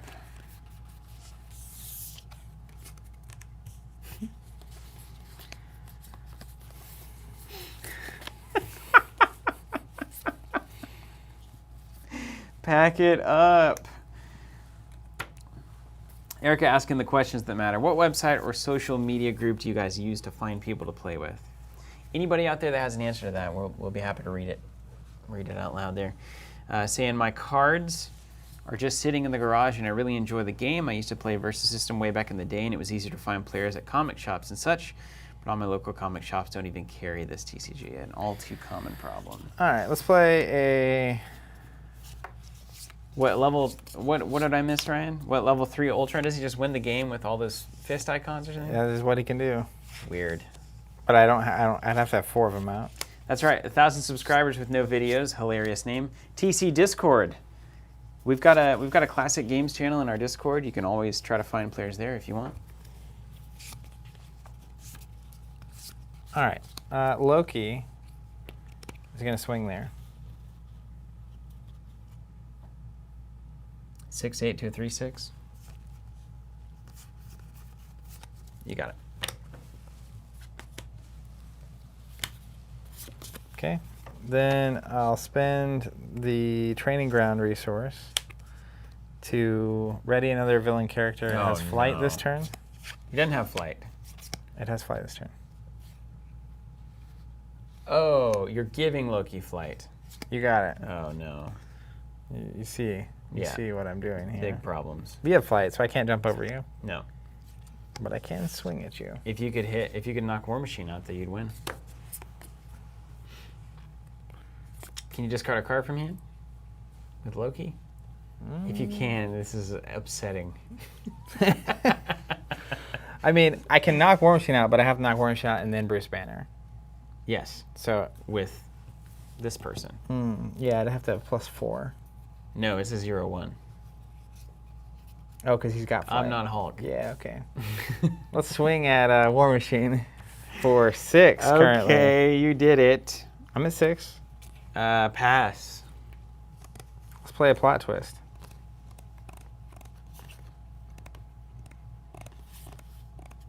He's a friend from work. If all characters in the combat are good or they are evil, cancel the combat. Otherwise, choose a character to get +2/+2. So we'll give Loki +2/+2. Okay. So he's now swinging for an 8. But you're not technically getting counters, right? Right. Okay. You did it. Oh, plus, once per turn, anytime you play a combat plot twist, you can discard a character from hand. to give a character. So I'll discard this. That's what I kept saying. Trevor Slattery to give +2 to this thing. Then this thing will fly over and punch Bruce Banner. Gosh. We had a moment of greatness. It was all that Chithari Leviathan. That's Ultron. That's his thing. Is that really the thing that happens? He sends those things in. It's gross. These things are incredibly... It's like big metal beetles. They're big metal flying ships. All right, friends. Yeah, David Whitfield. So Winter Soldier's only combat that Winter Soldier is in. That's the difference. All right, let's zoom out. Let's have a talk about this game. What do we think? So I have a lot of thoughts about this game, actually. Yeah. I think I love seeing any game that is so committed to theme that it doesn't care. Yeah. The whole happening. presence thing with whatever his name was. He knows he's in a card game? He knows he's in a card game. That's insane. The Pocket Universe thing. That's insane. It's just insanity. Even the Ultron level 3 where it's like your extinction, and if he gets 4 of those physical resources, he just wins the game. And you had that Hulk card that's like spend a physical, and it's like gain any number, say a number. Yeah. Because the effect is just saying, if you spend a physical, he just can't be beat He can't be fight. beat, And I mean, you could say it that way, but it's way more fun to say it the other way. Interesting things for me are like, obviously those are not necessarily, like the Fantastic Four there's a lot going on for a starter. It's not where I'd start. It's not a starter. I don't think it's technically a starter. No. I also think you see it, right? Which we're playing games now where this is not the way it works. But when you have a card in your deck that is just a resource, I felt similarly in like Game of Thrones. Mm-hmm. You got gold in Game of Thrones, so it was a little different. But then you had a bunch of cards in your deck that only gave you more resources. And 100%. And you only drew 2 cards a turn. Yep. And so there were the kind of most devastating and disappointing turns in Thrones are like, you worked really hard to come back, you got a little bit of an advantage, You go into the next turn, you're on 1 or 2 cards in hand, you draw 2, and it's like 2 Eastern fiefdoms. Yeah. Or gatehouses or whatever, and it's like, oh. And then now you're behind a little, and next turn you draw 2 and you get 2 more resource cards. Yeah. And on the flip side, the reason you have to include the resource cards is turn 1 happens, if you don't play a resource card, then they do. Turn 2 happens, you don't play a resource and they do, you lose. So same thing here, where like, it's not as bad, because like, you can always put anything down to go as a resource. But if you have anything that really requires you to spend those resources to do something, you only have 4 in your deck, plus 4 wilds technically. So I think that an easy solution to that, if I were just like taking a crack at this in retrospect, would be cut all the locations and then have these symbols on characters. And then when you need to use an ability, you have to discard that symbol out of hand, which you already do because the locations already discard symbols. Literally, if you instead of putting any card face down as a resource, you put any card face up as a resource, and you can still flip them. But it's like 1 icon, 1 flip, or maybe some have a wild or 2 icons. But it could be a character or a resource, basically, Richard, or the location. So like, if you put Rocket here, and Rocket had this symbol on him, it's like, well, he can flip down to produce that as well. There's also, I mean, so it could be a deck building. This definitely, it's so clearly built towards deck construction being a critical part of your game working out for you. There's some games where it's like, 60% of it is in deck construction and then 40% is on the table when you're playing and adapting and stuff. Some games are like 90% deck construction, 10% in play. Absolutely. There's a lot of deck construction that you will need to tweak and do exceedingly well in that regard and get paired up right to make it all function well. So this could be a deck building restriction, right? You want to go a little riskier and use some big abilities and have that going, or do you want to play no resource cards at all and just have a consistent deck with characters? I would bet some good money that good decks have 4 wilds, and then they'll choose like 2 resource types. Yeah. And that's the only abilities that they'll need in their deck. Yep. And you'll run 4 of each of those. And so then you have like 12 resource cards. Agreed. And it's literally 4 one, 4 another, and 4 of the wilds that can be either. Mm-hmm. And like, then the rest of your deck is actual deck. I'm into it. I don't think any game suffers if this resource system was exactly the same as Spoils, and I could spend 3 to draw a card or spend 4 to play another location. For sure. I think it would immediately be even that limitation would immediately be off the table. Yeah. It's like I can always spend 3 to dig for that card that I need to get myself out of this turn. Yeah. I think that really helps the comeback opportunities as well. Yeah, I mean, if you really just borrowed straight from Spoils, it's like you could make it where you started your turn, you either play a resource or draw a card. Yeah. Or draw 2. And then you can always pay 3 to draw, pay 4 to play a resource. That system just works so well. It's just super thinking good, about yeah. it here, it would actually, because this is your threshold basically. It's like it's all kind of right there. But I also think like just based on the way they're doing it, it's like the reality is I played a resource pretty much every turn. Mm-hmm. So it reminds me almost of Skytear in that way, where like you could also just have a round counter. Oh, And right it's on. like that's how many points you're going to spend this round. How many recruit points? Because you like get? ultimately I was drawing enough cards, I never didn't want to put one down. Right. So it was kind of a choice, but it was almost like a false choice. I also bet that, I mean, obviously, so we just got plastered with 4 of every location because it's easy.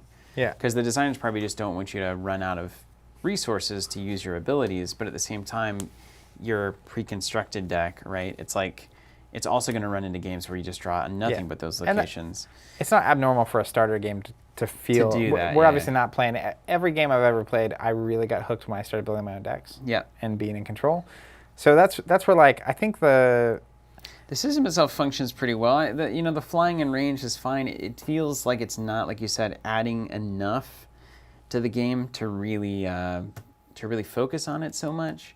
I think you either kind of go all in or not on these rows and columns kind of things, right? Yeah. Either it really matters that you're putting blockers in front and you have to work your way through them, and maybe range is the occasional exception. But being able to, like that last turn, for instance, I just have to hope that you can't play enough flying things that can immediately end the game. Yeah. So if there's, but again, we tend to prefer games where you broadcast before the bad thing happens. So if it was the kind of case where you can play 2 flying things and they can't do anything that turn, and so I now know next turn, if I don't deal with that threat, you can fly over the top of me and do something, that feels like that system would work a little bit better. if I could broadcast the range and broadcast the flying with a summoning sickness kind of thing. So then I have to come in and say, okay, Hulk is React not to safe it. here. So how can I get more flying blockers, or how can I turn into Hulk and do something here? But I feel like that was an important change in kind of like design, this the winds of design, so to speak, which is like, I feel like a lot of older games, it was, do I have it in my hand? Mm-hmm. You don't know. True. And that tension of like, they can just drop something down. And that's actually really, that's good tension when players know what's going on. When you know every card in Like the game. high level players, it's like, I would look at a board state and say, like, I didn't know. Going into that turn that I won, Yeah. I wasn't thinking like, oh, if I play enough flying, I can actually sneak in and get Bruce. But like high level play, they would know. You would know. It's like, oh, if he has 2 flyers, I'm in trouble. Yeah. But that's just odds-o-meter, right? But more modern design is recognizing, and this is ultimately what I think I prefer a lot more. Destiny is what really, I think, Destiny/Ashes before that a little bit, but Destiny really pushed me over the ledge on this one, which is like, it's way more interesting if most of the tension is created, and because in Destiny you'd roll your dice, like when you activate a character, and then those dice are on the table, and so I activate and I can't resolve them immediately usually, and so there's a moment where you have the ability to react, and I, as the active player with the thing I need on the table, have the tension of, I don't know if you have a way to react in hand. Yeah. And so it creates a little more push and pull there. I think we just prefer that. And maybe card games are kind of heading in this direction because we do see more of it these days. But I do prefer tension on the board and an opportunity to answer everything before it happens, basically. Here's a threat. Can you deal with it? No. Uh-oh. Here it comes. Like, Bruce is going to take a damage here. Yeah, and I think having both is really important. Like, I think about Skyterra as a good example. Because you got the plot twist. There's the tension from hand moment. Yeah. Yeah. But, like, I feel like a lot of this is, what am I capable of doing on my turn? And you just have to watch it. Yeah. You draw 2 cards and Yeah. you hope it's good. Now, again, if we got into constructed with this, I think I think this game thrives on constructing a deck. Like looking at Hulk and saying, given the card pool, Hulk plays way different than Ultron. Because there's so much variance in the way the main characters play, Yeah. the deck building becomes so super important. Like it's very unique. Each one of these decks is going to be insanely unique. Which I really like. So just swapping in random characters in a pre-constructed deck isn't going to give us the experience. Yeah, that we for need. sure. But the theme of this game is exceedingly high. It's great. Even the Fantastic Four was good on that note. The general stat lines and stuff is easy enough to understand. I like the MCU stuff was super simple. I like the attack, defense, counter attack, and then like even the health and the stun and the flip down. That whole that was different, right? Yeah. That's not Yeah. what I'm used to.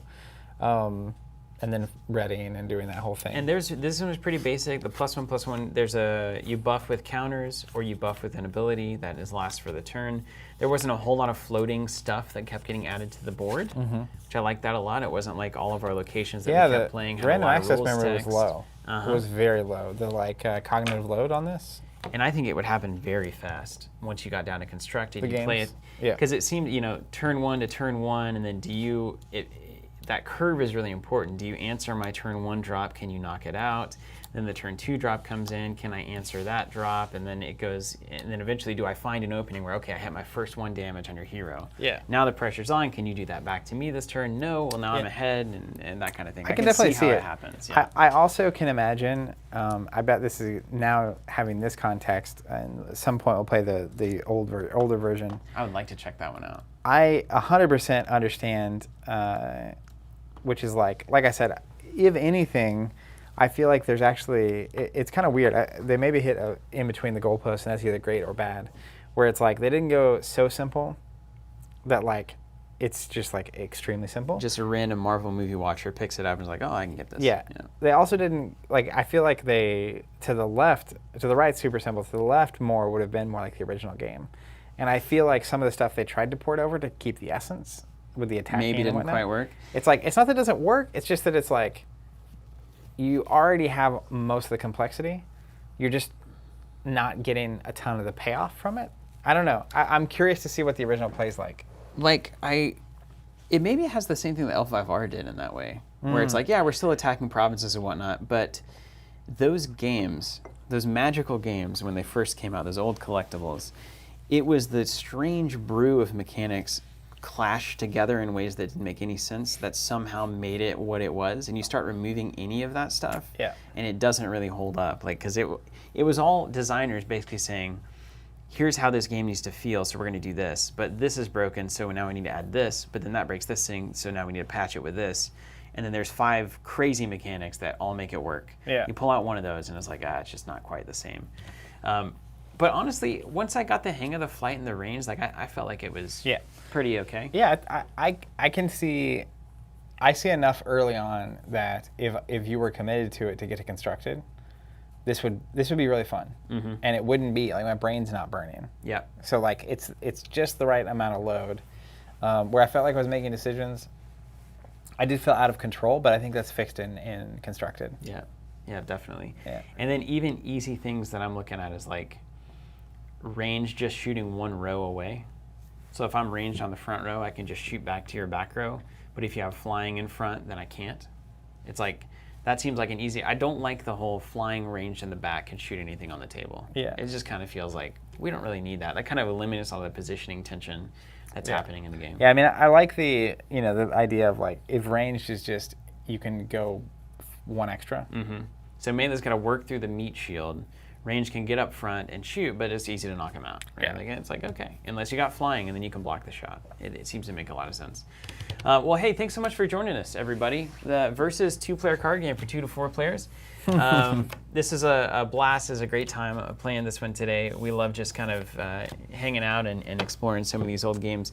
Can't say again enough good things about everybody out there helping us on the chat, and so much of the response to us doing this was super positive, and everybody seems to just really love the community and want to get new players involved. So if you want to do that, search out, there's a Facebook group, Versus 2PCG.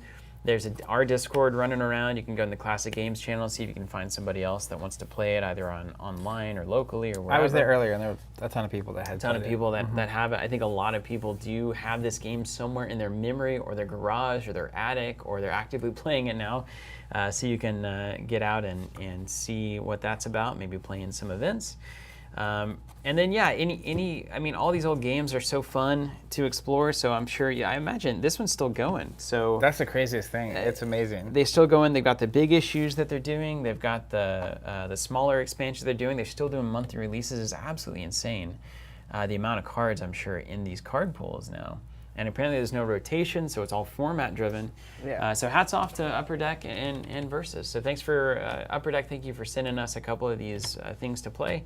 And to everybody out there, thanks so much for watching and for joining us. And we hope you continue to play and have fun with this one. Maybe we play the classic one sometime. We got to try the classic. Yeah. All right, Zach, take them out. All right. Again, thank you guys for being here. We really appreciate it. All the help in the chat was great. Shout out to Upper Deck for sending this to us, and we'll definitely be checking out the old one. We do Throwback Thursdays a lot on Thursday. If you're curious, we've been featuring a ton of old games, so we'll keep cruising, and at some point we'll probably do Versus. We also have Marvel Overpower coming, which is another Marvel card game at some point in the near future. So stay tuned and stay safe. We'll catch you next time. Take care, everyone.